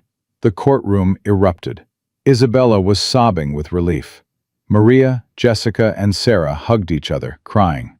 Antonio just sat there, stunned, finally believing justice was possible. Carlos showed no emotion. Even as bailiffs handcuffed him, even as he was led away, his face remained blank. The judge set sentencing for 2 weeks later, but everyone knew what was coming. Multiple life sentences, no possibility of parole. Outside the courthouse, Ryan was swarmed by media. He pushed through without comment, found Isabella and Antonio waiting by his truck. "Thank you," Isabella said, "for testifying, for making sure he couldn't hurt anyone else, for—" She couldn't finish. "You were brave," Ryan said. "Testifying took courage. Facing him in court, you're stronger than you know. I learned from you. Watching you refuse to accept evil, refuse to look away. That's strength." Antonio approached, shook Ryan's hand with both of his. "The restaurant reopens next month. I'm using insurance money and community donations. We're rebuilding. And when we do, your first meal is free. Forever. For the rest of your life." "That's not necessary." "It's necessary for me. You gave me back my daughter, my life, my hope. Free menudo is the least I can offer." 2 weeks later, Ryan attended the sentencing hearing. Carlos received 5 consecutive life sentences without parole. Marco got 30 years. The corrupt cops received sentences ranging from 10 to 20 years. The corrupt judge was disbarred and sentenced to 15 years. Comprehensive justice. The kind Ryan hadn't believed was possible in a system he'd seen fail so many times. After the sentencing, Ryan met with Harrison at FBI headquarters. "Oakland case is ready. You leave tomorrow. Atlas cleared for travel?" "He's ready. We both are." "Good, because this one's worse than the Diablos. More victims, more violence, more corruption. You sure you want this life? Hunting evil full-time?" Ryan thought about Isabella, about Maria, Jessica, and Sarah. About Tommy Nguyen and all the victims he'd never met. About neighborhoods living in fear because predators operated with impunity. "I'm sure this is what I'm meant to do." "Then welcome to the war that never ends, Lieutenant. There's always another predator, another victim, another neighborhood that needs protection. It's exhausting, traumatizing. Most consultants burn out within a year. I won't burn out. I have purpose now. That's worth any cost." Harrison studied him. "Your father was a cop, wasn't he? Killed in the line of duty?" "How did you know?"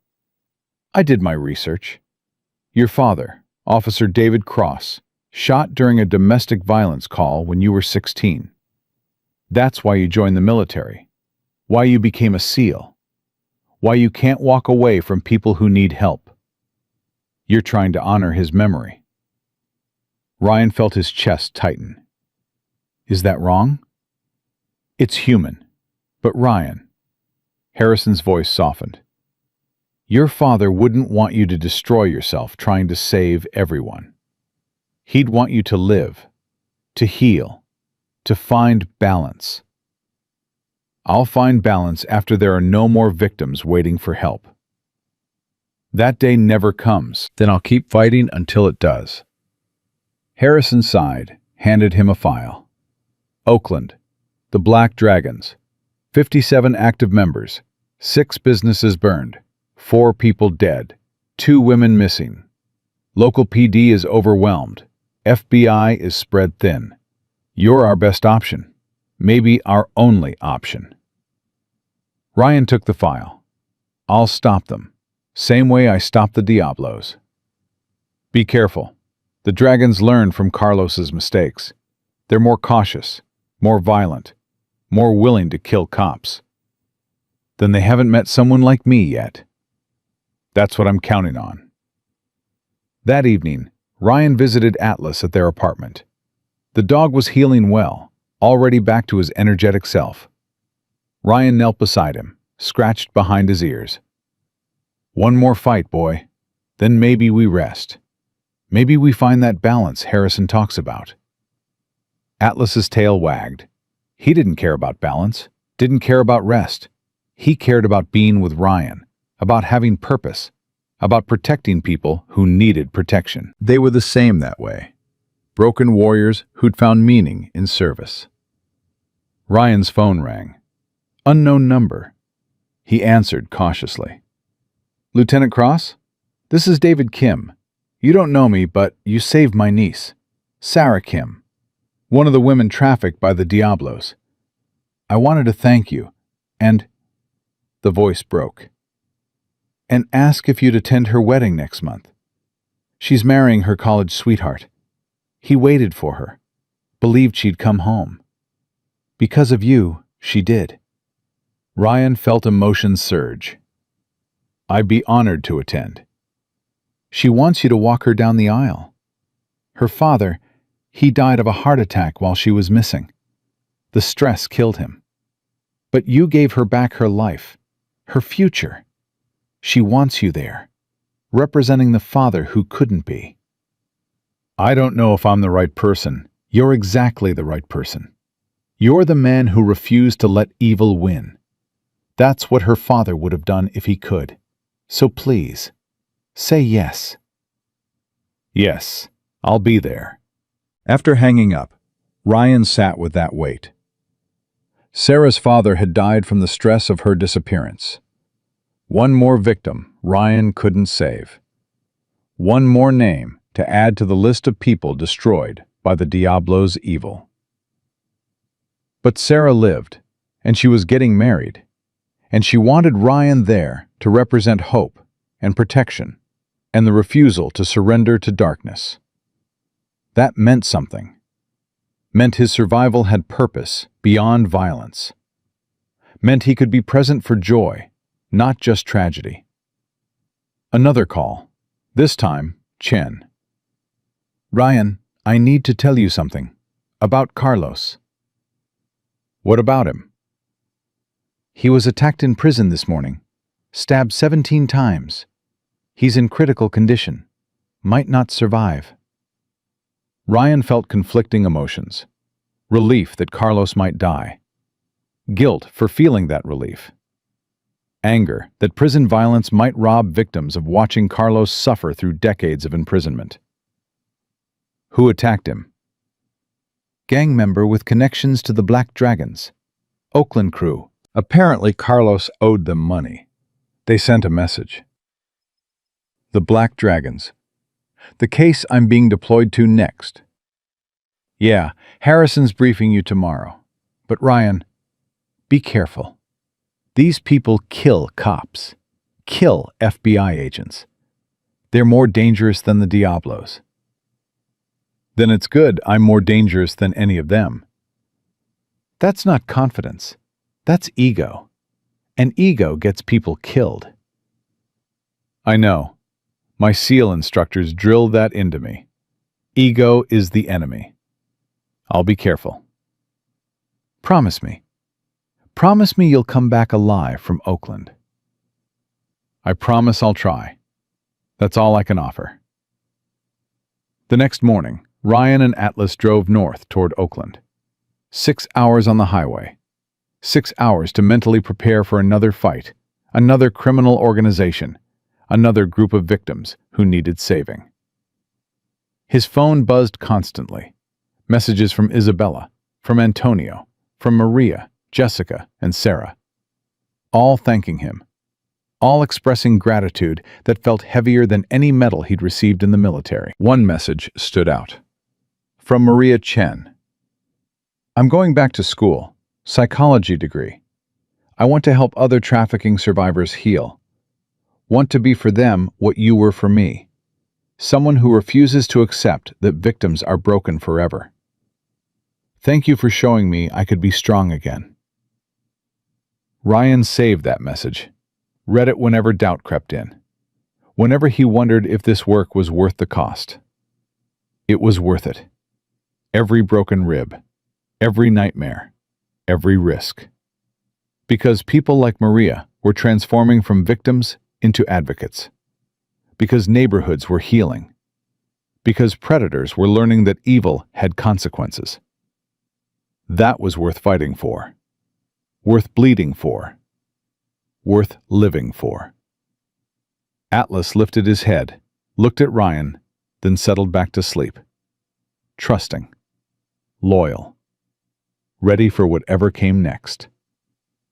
Ryan drove on toward Oakland, toward another fight, toward another chance to prove that one person refusing to accept evil could change everything. Not because he was special, not because he was a hero, but because he'd been in the right place at the right moment and chosen action over paralysis. That choice had saved lives, changed futures, given hope to people who'd had none.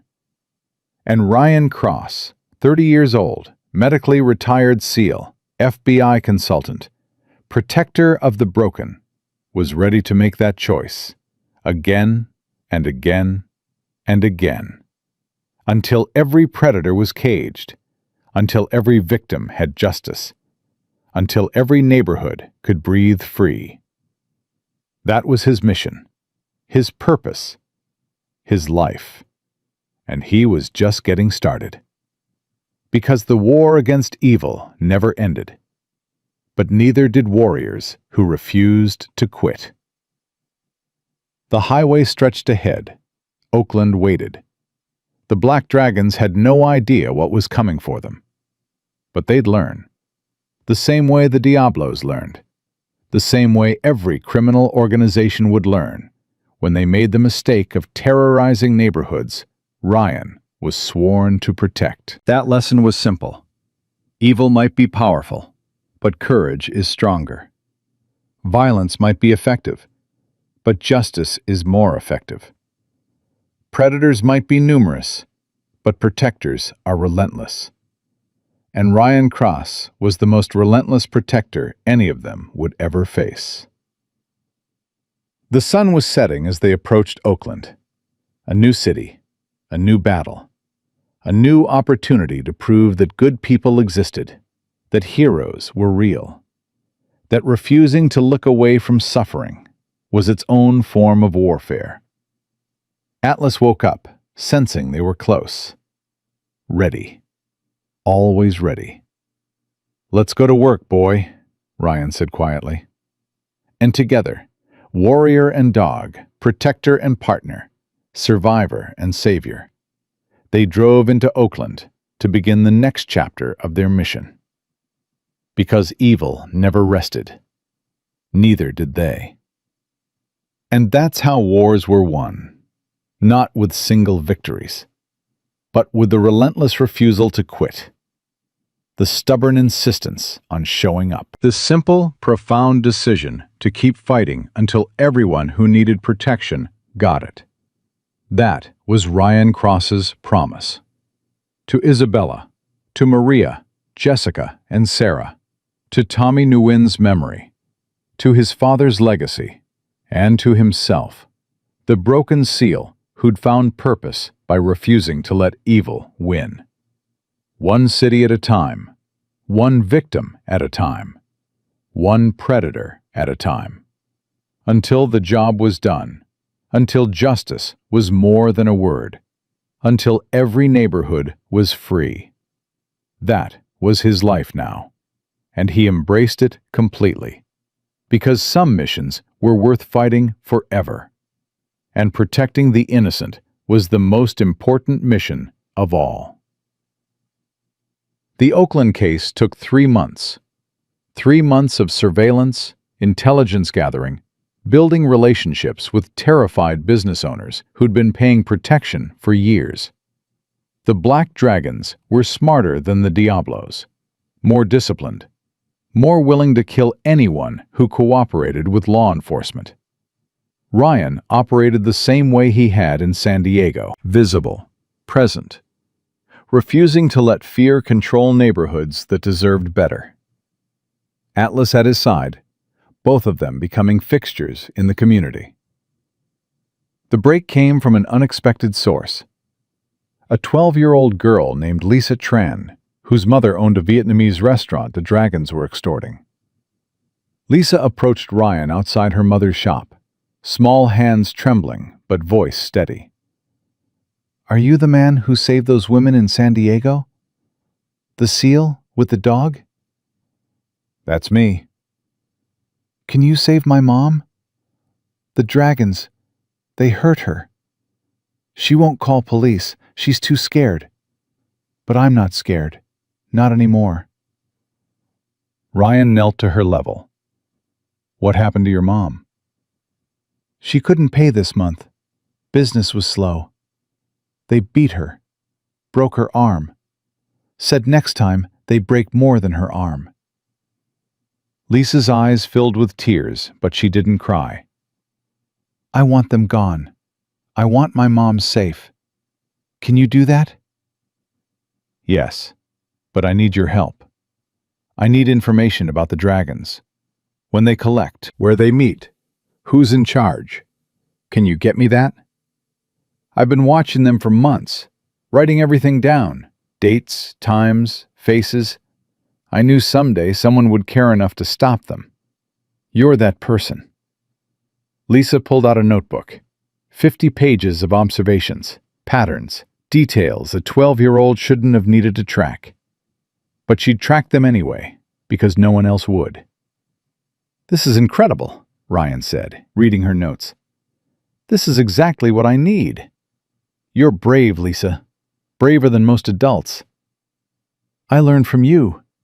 Saw the videos from San Diego. Saw you refuse to let bad people win. I wanted to be like that. Wanted to fight back even when I was scared. Ryan felt something shift in his chest. This wasn't just about stopping the dragons. It was about teaching a generation that evil could be defeated. That courage mattered. That one person refusing to accept wrong could inspire others to fight. Stay safe, Ryan told Lisa. Don't take risks. Let me do the dangerous work. But keep observing. Keep recording. When this goes to trial, your testimony could make the difference. I'll testify. I'm not afraid of them anymore. 2 weeks later, Ryan and the FBI executed simultaneous raids on 5 dragon locations. The operation was flawless. 37 gang members arrested. 2 trafficking victims recovered. Financial records seized proving corruption involving 2 Oakland City councilmen and 4 police officers. The Dragon's leader, a man named Vincent Zhao, was captured trying to flee to China. He fought extradition, but lost. Faced trial in federal court, and thanks to Lisa's testimony and Ryan's tactical work, was convicted on 43 charges. Life in prison. No parole. Justice served again. But the victory felt different this time. Not because it was less important, but because Ryan realized something watching Lisa testify with courage that terrified adults couldn't muster. He wasn't just stopping predators. He was teaching people they could stop predators. That victims could become advocates. That fear could transform into action. That realization changed everything. 6 months after the Oakland case closed, Ryan stood in a church in San Diego. Sarah Kim's wedding. She'd asked him to walk her down the aisle in place of her father, who'd died during her captivity. Sarah looked radiant in her wedding dress. Healthy. Healed. No longer the traumatized victim Ryan had rescued from that warehouse. She was a survivor who'd reclaimed her life. Thank you, she whispered as they walked down the aisle. For giving me this day. For making sure I lived to see it. For showing me that monsters can be defeated. You defeated them, Ryan said. I just opened the door. You walked through it. No, you kicked down the door, carried me through it, made sure I was safe. That's not opening doors. That's saving lives. Ryan handed Sarah to her fiancé, a young man who'd waited months for her return, never giving up hope. They exchanged vows with tears streaming down both their faces, promised to love each other through trauma and healing, promised to build a future despite the past. At the reception, Ryan sat with Isabella, Antonio, Maria, Jessica, and Lynn. A table of survivors who'd become friends, who supported each other through recovery and rebuilding. "How's the restaurant?" Ryan asked Antonio. "Better than ever. Community rallied. We're not just surviving, we're thriving. People come from across the city to eat at the place where a hero stopped evil. You're good for business." "I'm not a hero."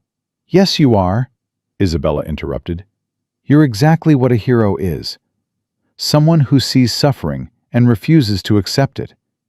Someone who puts others before himself. Someone who—" She struggled for words. "Someone who makes the world better just by being in it." Maria leaned forward. "I started my psychology program, first semester. It's hard. Triggering sometimes. But I'm doing it. Because you showed me victims don't have to stay victims. We can become advocates. I'm working with trafficking survivors," Jessica added, "helping them navigate the legal system, helping them understand they're not alone. It's healing me as much as I'm helping them." Lynn spoke quietly. "My restaurant reopened last month. New location, better security. And I'm teaching my daughter that fear doesn't have to win, that good people exist, that we can fight back." Ryan looked at these 5 people whose lives had intersected with his on the worst days of their existence, and realized something profound. He hadn't just saved them. They'd saved him. Given him purpose when he'd had none. Shown him that his survival in Yemen hadn't been random luck, but preparation for this mission. "I have something to tell you," Ryan said. "I'm leaving the FBI." The table went silent. Isabella's face fell. "Why? You're so good at what you do. You've helped so many people." "That's exactly why. I've spent 2 years taking down criminal organizations. It's important work, necessary work. But I realize something. I'm treating symptoms, not causes. Arresting predators doesn't prevent new predators from rising. What prevents them is building communities strong enough to resist evil in the first place." "What are you going to do instead?" Antonio asked. "Start a foundation. Training program for survivors who want to help other survivors. Legal advocacy, self-defense classes, community organizing. Teaching people like Lisa Tran that they have power, that they can fight back, that evil isn't invincible." "That's a big mission," Maria said. "How will you fund it?" "Book deal. The publishing company that's been hounding me for months, I'm taking their offer. Writing about the Diablos case, the Oakland case, using the proceeds to launch the foundation. And," Ryan paused, "I want you all to be part of it. Maria, you teach trauma recovery. Jessica, you handle legal advocacy. Isabella, you coordinate community outreach. Lynn, you teach immigrant families their rights. We build this together. Turn our collective trauma into collective action." The table was quiet. Then Isabella stood, hugged Ryan fiercely. "Yes, absolutely yes. Let's do this." "Count me in," Maria said. "This is what I've been working toward, what I need." "Me too," Jessica agreed. "Teaching people they can fight back, that's exactly what the world needs." Lynn nodded. "My daughter deserves a world where predators don't operate with impunity. I'll help build that world." Antonio raised his glass. "To Ryan Cross, to everyone at this table, to survivors who become advocates, to the foundation that's going to change lives. Salud." They drank together, laughed together, planned together, and Ryan felt something he hadn't felt since Yemen. Not just purpose, but joy. The knowledge that his work was creating ripples that would outlast him. 3 months later, the Cross Foundation officially launched a converted warehouse in San Diego. 20 employees, 50 volunteers. Services ranging from legal advocacy to self-defense training to psychological support. Harrison attended the opening ceremony. He'd been disappointed when Ryan left the FBI, but understanding, too. "You're doing more good here than you ever could have done with us," Harrison admitted. "FBI stops criminals. You're preventing criminals from succeeding in the first place. That's transformational. I learned from the best. You taught me that protecting people means more than arresting predators. It means building communities they can't exploit." "I didn't teach you that. You figured it out yourself. That's why you're special, Ryan. You don't just react to evil, you prevent it." On the Foundation's first day, 73 people attended orientation. Survivors from across California. Some from the Diablos case. Some from Oakland. Others who'd heard about Ryan's work and wanted to learn how to fight back against their own predators. Ryan addressed them with Atlas at his side. 2 years ago, I was medically retired from the SEALs, drinking cold coffee in a restaurant, wondering if my life still had purpose. Then I watched a man strangle a young woman, and I made a choice. I chose to act instead of watching. That choice changed my life, changed her life, changed this entire city. Today, you're making that same choice. You're choosing to transform from victims into advocates, choosing to fight back, choosing to prove that evil doesn't win. I'm here to help you make that transformation. But the work is yours. The courage is yours. The victory is yours. Let's get started. They worked through the day, learning legal rights, practicing self-defense, building networks of support. By evening, the energy was electric. These weren't victims anymore. They were warriors, students, advocates in training. Lisa Tran was there with her mother, the 12-year-old who'd tracked the Black Dragons and testified against them, now wanted to train others to do the same. "I want to teach kids how to fight back," Lisa told Ryan. "Teach them they have power, even when adults are too scared to act. Can I do that?" "You're already doing it.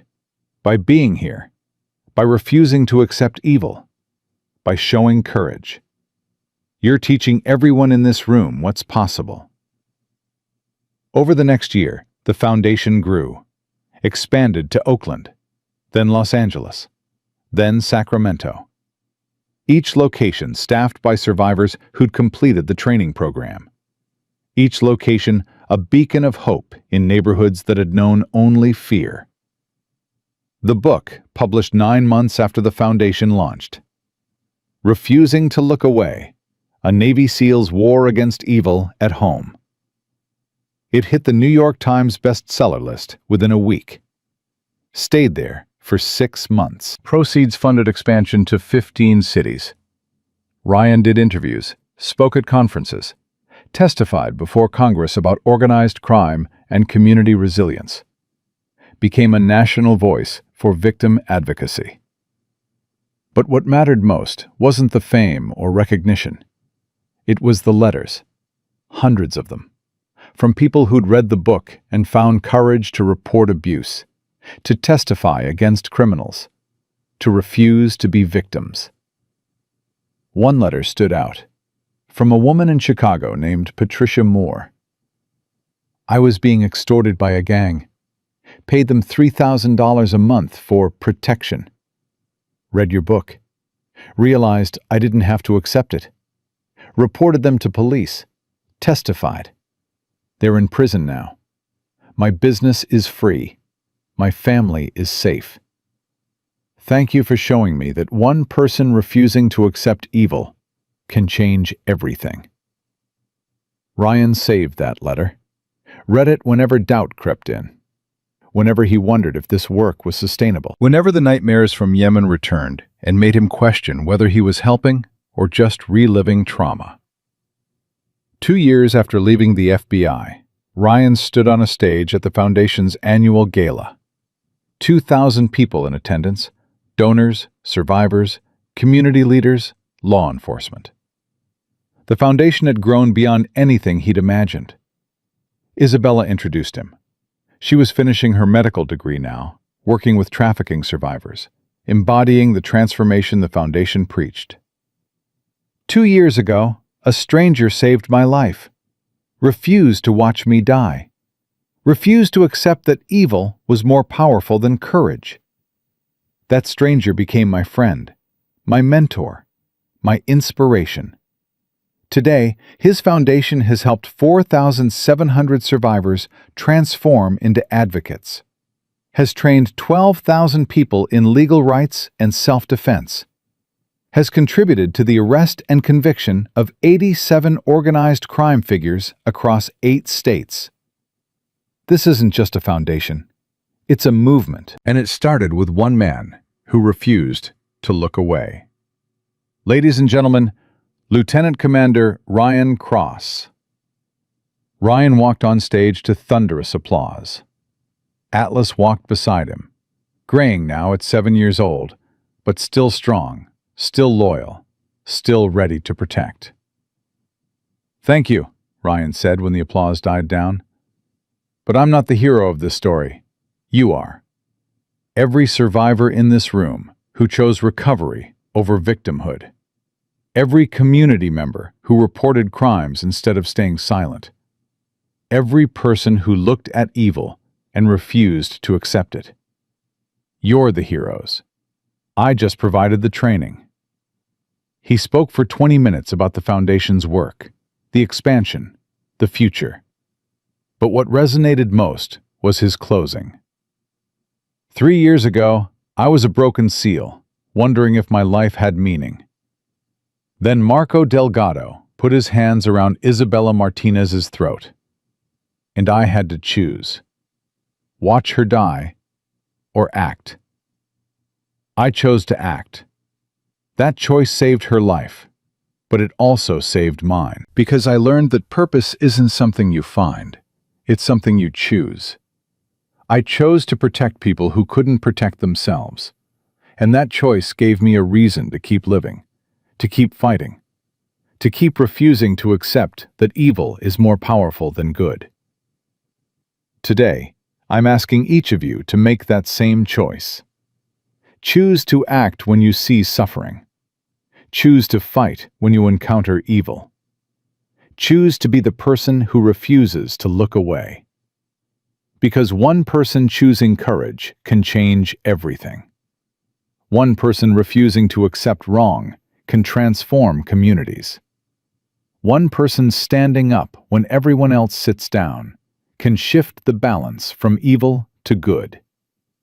Be that person. Choose that courage. Refuse to look away. That's how we win. The standing ovation lasted 5 minutes. But Ryan wasn't finished. He had one more announcement. I want to introduce someone special. A young woman who embodies everything this foundation stands for. She was trafficked by the Diablos, held captive for 6 months, endured hell that would have broken most people. But she didn't break. She healed. She recovered. And today, she's the Foundation's newest director of trauma counseling. Maria Chen, come up here. Maria took the stage, confident in ways she hadn't been 3 years ago. She spoke about her journey from victim to survivor to advocate, about learning that trauma didn't have to define her, about discovering that her greatest pain could become her greatest purpose. "Ryan saved my life," Maria said. "But more than that, he taught me I could save others, that my survival meant something, that I could transform horror into hope. Today, I counsel 40 survivors a month, help them understand they're not broken, they're not worthless, they're not defined by what happened to them. They're defined by what they choose to do next. And I help them choose recovery, choose advocacy, choose to refuse victimhood.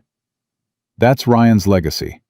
Not the criminals he arrested, but the survivors He talked to fight back. After the gala, Ryan sat alone with Atlas in the Foundation's garden. The dog was slowing down, arthritis making movement difficult. They were both aging out of the warrior lifestyle, both transitioning to something quieter, but no less important. "We did good, boy," Ryan said, scratching behind Atlas's ears. "Saved a lot of people, changed a lot of lives, made a difference." Atlas's tail wagged weakly. He didn't care about legacy or impact. He cared about being with Ryan, about having purpose, about the bond they'd forged in Yemen and carried through everything since. Ryan's phone rang. "Harrison. I have news. Carlos Delgado died in prison this morning. Complications from that stabbing 3 years ago. He never fully recovered. Today his body gave out." Ryan felt nothing. No satisfaction. No relief. Just emptiness where Carlos's evil had lived. How do I tell Isabella, Antonio, the families he destroyed? You tell them justice was served. That Carlos died in a cage, powerless, alone. That his evil ended and their healing continues. That's enough. But it wasn't enough. Because Carlos dying didn't bring back Tommy Nguyen. Didn't erase the months Maria, Jessica, and Sarah spent in captivity. Didn't undo the trauma inflicted on dozens of families. "Justice isn't enough," Ryan said quietly. "Prevention is what matters. Making sure no more Carlos Delgados rise to power. That's why the Foundation exists. And it's working. Organized crime is down 37% in cities where your foundation operates. That's unprecedented. You're not just helping survivors. You're preventing victimization. That's..." Harrison's voice caught. "That's everything, Ryan. That's changing the world." After hanging up, Ryan sat with that weight. The knowledge that his choice 3 years ago to save Isabella had rippled into something transformational. That refusing to look away had created a movement. Isabella appeared in the garden, as if summoned by his thoughts. She'd heard about Carlos. "How do you feel?" she asked, sitting beside him. "Empty, like closing a chapter that should feel satisfying, but just feels necessary." "He's gone. That's what matters. He can't hurt anyone else. Can't terrorize any more families. Can't traffic any more women. That's not empty. That's victory." "Is it? Because there are thousands more like him, in every city, every neighborhood, preying on people who can't fight back. And thousands of people trained by your foundation who are learning to fight back. You're not responsible for stopping every predator in the world, Ryan. You're responsible for teaching people they can stop predators themselves. That's exactly what you're doing." Ryan looked at her, at the young woman who'd been strangled 3 years ago and was now coordinating community outreach for a national foundation, at the pre-med student who'd become an advocate, at the victim who'd transformed into a warrior. "You're right. I can't save everyone, but I can teach people to save themselves. That's enough. More than enough. That's everything." They sat in comfortable silence. Atlas dozed between them, and Ryan felt something settle in his chest. Not peace exactly, but acceptance. The understanding that his mission wasn't to eliminate all evil. It was to build communities strong enough to resist evil themselves. That was sustainable. That was achievable. That was worth dedicating his life to. 5 years after saving Isabella Martinez, Ryan stood at his father's grave. Officer David Cross, killed in the line of duty 20 years ago. The reason Ryan had joined the military. The ghost he'd been trying to honor his entire adult life. "Hey, Dad. It's been a while. Wanted to give you an update. I left the SEALs. Medically retired after Yemen. Thought my service was over. Thought I'd failed you. But then..." Ryan's voice caught. Then I found a new way to serve. Started a foundation, teaching survivors to protect themselves, training communities to resist predators. It's not police work like you did, but it's protection work. Same mission, different methods. I think you'd approve. Ryan placed his foundation medallion on the headstone. This is for you, for teaching me that protecting people is the highest calling. For showing me that courage means standing up when everyone else sits down. He struggled for words. For being the kind of man I've spent my whole life trying to become. I'm not there yet. Probably never will be. But I'm trying. Every single day. That's your legacy, Dad. Not just me, but every person I've trained. Every survivor who's become an advocate. Every community that's learned to fight back. That's all you. That's what you started by showing me what protection looks like. Ryan's phone buzzed. Text from Isabella. Antonio's throwing a 5-year anniversary party at the restaurant tonight, celebrating the day you saved my life. You better be there. Ryan smiled, typed back. I'll be there. Wouldn't miss it. That evening, Antonio's restaurant was packed. The place he'd rebuilt after the Diablos burned it down. The business that was thriving. The community hub that proved evil didn't win permanently. Everyone was there. Isabella and her fiancé. She was engaged now, planning a wedding. Maria and her girlfriend. Jessica and her son. She'd reunited with a child who'd been taken from her during captivity. Sarah and her husband, celebrating their 5th anniversary. Lynn and her daughter Lisa, now 15 and applying to colleges with plans to become a civil rights attorney. Atlas rested in the corner, too old now for excitement, but content to be surrounded by people he'd helped protect. Antonio presented Ryan with a framed photo. The restaurant on the day it reopened. Community members lined up around the block. A sign reading, "Rebuilt with courage, sustained by community, protected by love." "This is what you gave us," Antonio said, tears streaming. "Not just safety, but hope. The belief that good people exist, that evil can be defeated, that neighborhoods can protect themselves. You didn't just save my daughter. You saved our community, our future, our faith in humanity." Ryan looked at all these faces. People he'd met on their worst days. People who'd survived trauma that should have destroyed them. People who'd transformed pain into purpose. "I didn't save you," Ryan said. "You saved yourselves.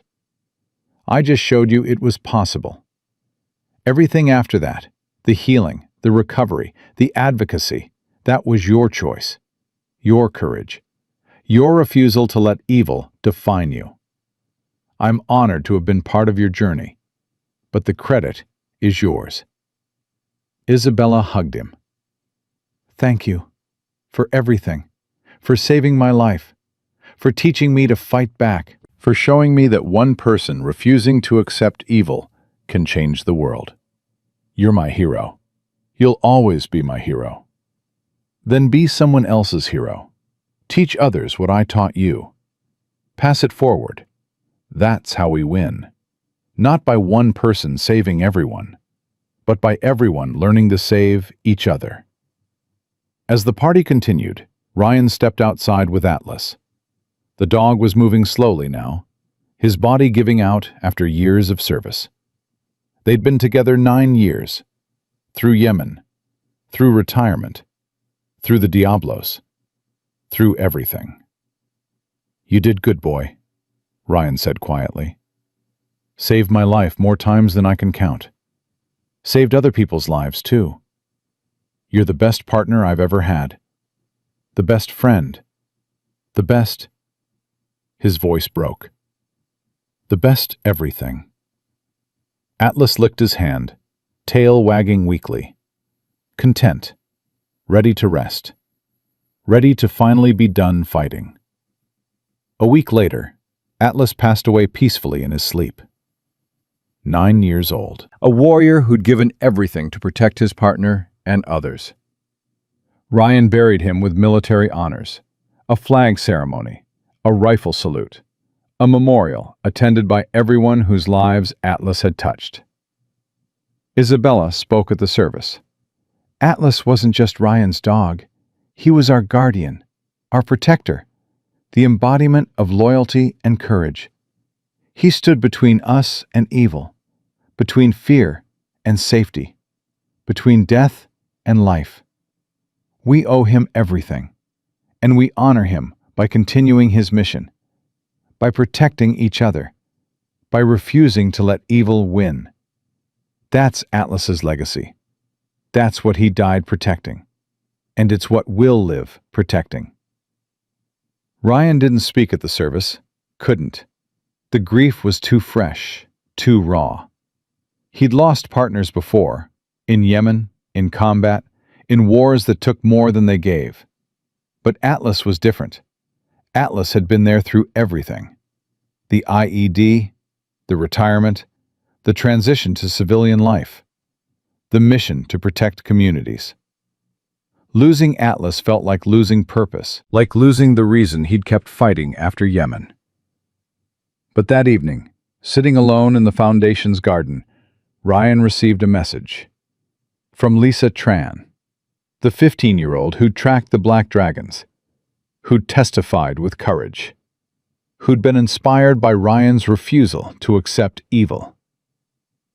Mr. Cross, I heard about Atlas. I'm so sorry. I know he was your best friend, your partner. I wanted to tell you something. When I testified against the dragons, I was terrified. Thought I'd break down. Thought I'd fail.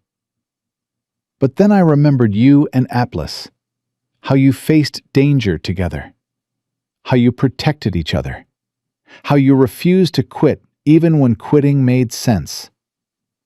That gave me courage, made me realize I wasn't alone, that courage is contagious, that one person's refusal to quit inspires others to keep fighting. Atlas wasn't just your partner. He was our inspiration. And that lives on. Through me. Through everyone at the Foundation. Through every person you've trained. Atlas's mission continues because you taught us how to carry it forward. Ryan read that message 3 times, then saved it. Because Lisa was right. Atlas's mission didn't end with his death. It continued through everyone he'd inspired, everyone he'd protected, everyone who'd seen his courage and chosen to be courageous themselves. That was legacy. Not monuments or memorials, but living people carrying forward a mission that mattered. 10 years after saving Isabella Martinez, Ryan stood on a stage at the Foundation's 10th anniversary gala. The organization had grown beyond anything he'd imagined, operating in 47 states, training 50,000 people annually, contributing to a 62% reduction in organized crime in cities where they operated. But what mattered most wasn't the statistics. It was the faces in the audience. Survivors who'd become advocates, victims who'd become warriors, people who'd learned that refusing to accept evil was its own form of power. 10 years ago, Ryan began, I was a broken seal drinking cold coffee in a restaurant, wondering if surviving Yemen meant anything, if my life had purpose. Then Marco Delgado strangled Isabella Martinez, and I chose to act. That choice changed everything. Not just for Isabella, but for me, for this foundation, for the 50,000 people we've trained, for the communities we've helped protect. One choice, one moment, one refusal to accept evil. That's all it took. And today, I'm asking you to make that same choice. When you see suffering, act. When you encounter evil, fight. When someone needs protection, protect them. Don't wait for someone else. Don't assume someone else will help. Be the person who acts. Be the person who refuses to look away. Be the person who changes everything. Because that's how wars against evil are won. Not by superheroes or special forces, but by ordinary people making extraordinary choices. One person at a time. One act of courage at a time. One refusal to quit at a time. That's our mission. That's our legacy. That's how we honor everyone who's been hurt by evil, by making sure evil doesn't win. By teaching people they have power, by building communities strong enough to protect themselves. That's what the next 10 years looks like, and I'm honored to build it with you. The ovation was thunderous, but Ryan wasn't finished. He had one final announcement. I'm stepping down as director. After 10 years, it's time for new leadership. Someone who embodies everything this foundation stands for. Someone who transformed from victim to survivor to advocate to leader. Someone who's dedicated her life to helping others heal. I'm honored to announce that Isabella Martinez will be taking over as executive director, effective immediately. Isabella took the stage, confident and radiant. The frightened waitress from 10 years ago was gone. In her place stood a leader who'd earned her authority through service, through healing, through refusing to let trauma define her. Ryan taught me that courage is contagious, Isabella said. That one person refusing to quit inspires others to keep fighting. Today, I'm continuing that mission, expanding this foundation, training more people, protecting more communities, honoring everyone who's been hurt by teaching others to prevent hurt. That's Ryan's legacy, and it's the legacy we'll all carry forward together. After the gala, Ryan walked through the Foundation's headquarters one last time as director. Saw the training rooms where survivors learned self-defense, the counseling offices where trauma was processed and healed, the legal advocacy center where people learned their rights, the community organizing hub where neighborhoods built protective networks. This was what refusing to look away created. This was the ripple effect of one choice on one morning in a restaurant 3,000 miles from here. Isabella found him in the garden where Atlas used to rest. You really leaving? Time to. The Foundation doesn't need me anymore. It needs people like you. People who've lived the journey from victim to advocate. I'm just the guy who started things. You're the one who'll finish them. What will you do? Write, consult, train, maybe adopt another dog. Definitely rest. I've been fighting for 20 years. 20 years of combat, of missions, of refusing to quit. I'm tired, Isabella. Not physically, but... He struggled for words. Soul tired. The kind of tired that comes from carrying other people's pain for too long. Then rest. You've earned it. You've saved thousands of lives, changed entire communities, created a movement that will outlive all of us. That's not failure. That's success beyond measure. Ryan looked at her, at the young woman whose life he'd saved a decade ago, at the leader who would carry the Foundation into the future, at the proof that victims could become more than survivors. They could become transformers, people who turned suffering into service. Thank you, Ryan said, for trusting me when you had no reason to, for believing courage was contagious, for carrying forward the mission, for... His voice caught. For giving my survival meaning. I didn't save your life, Isabella. You saved mine. Then we saved each other, and we'll keep saving others, together. Even if you're not here every day, this Foundation is your legacy, but it's also our promise to never let evil win, to always fight back, to always refuse to look away. They hugged, And Ryan felt something he hadn't felt since Yemen. Not purpose, not mission, but peace. The knowledge that he'd done everything he could, that the war would continue, but he'd trained others to fight it. That he could rest, knowing the mission would continue without him. 6 months later, Ryan sat on a beach in San Diego, watching the sunset. A new German shepherd puppy named Ranger, after the dog the Diablos killed, played in the surf. Ryan was writing his third book, consulting for the FBI occasionally, training law enforcement on community protection, living quietly, resting deeply, healing slowly. His phone buzzed. Text from Isabella. Foundation just hit 100,000 people trained. We did it. You did it. Thank you for showing us that refusing to look away changes everything. Ryan smiled, typed back, You did it. I just showed you it was possible. The rest was your courage, your refusal to quit, your commitment to protection. That's what changed everything.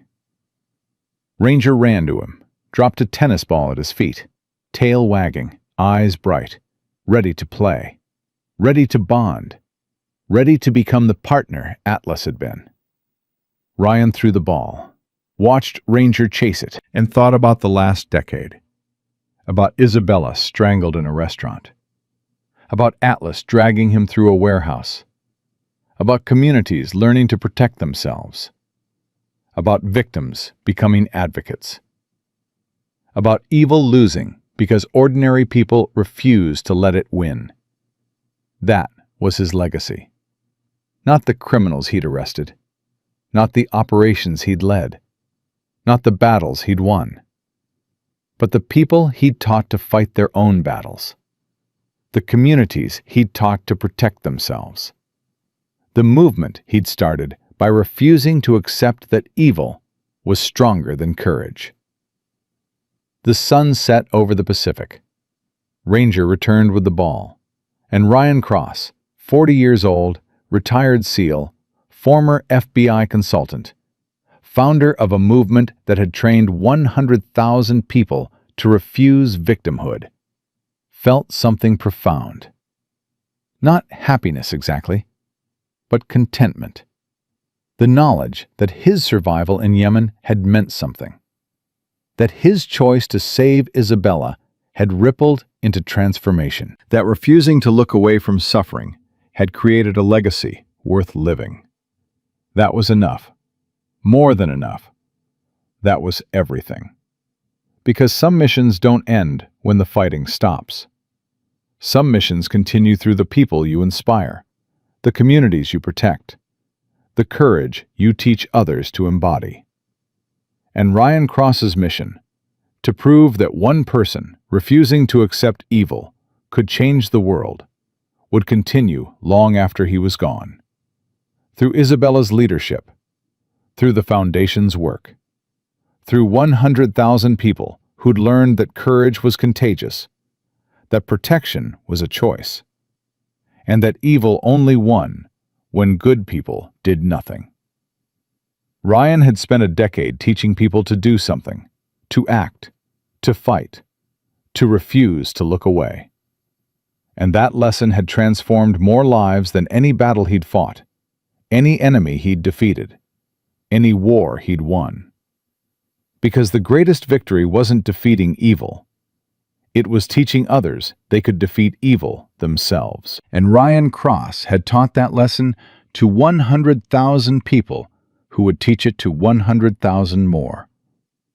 That was his legacy. That was his purpose. That was why surviving Yemen and saving Isabella and building the Foundation had all mattered.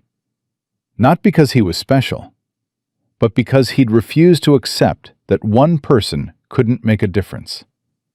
He'd proven that one person, one choice, one moment of courage could change everything. And in a world where evil seemed overwhelming, where suffering felt endless, where hope was hard to find, That proof mattered more than anything. One person could change the world. Ryan Cross had proven it, and he'd taught 100,000 others to prove it too. That was the mission. That was the victory. That was the legacy that would never end. Because courage was contagious. Protection was a choice. And refusing to look away from suffering was the most powerful weapon anyone possessed. Ryan Cross had wielded that weapon for a decade, And now an army of 100,000 wielded it with him. That was how wars against evil were won. Not with violence, but with the simple, profound refusal to accept that evil was stronger than good. One person at a time, one choice at a time, one moment of courage at a time. Until evil learned that ordinary people with extraordinary courage were the most dangerous force in the world. And Ryan Cross, warrior, protector, teacher, inspiration, had spent his life proving that truth. Now others would prove it, and the mission would continue. Forever. Because some battles never end. But some warriors teach others to fight them. And that's exactly what Ryan Cross had done.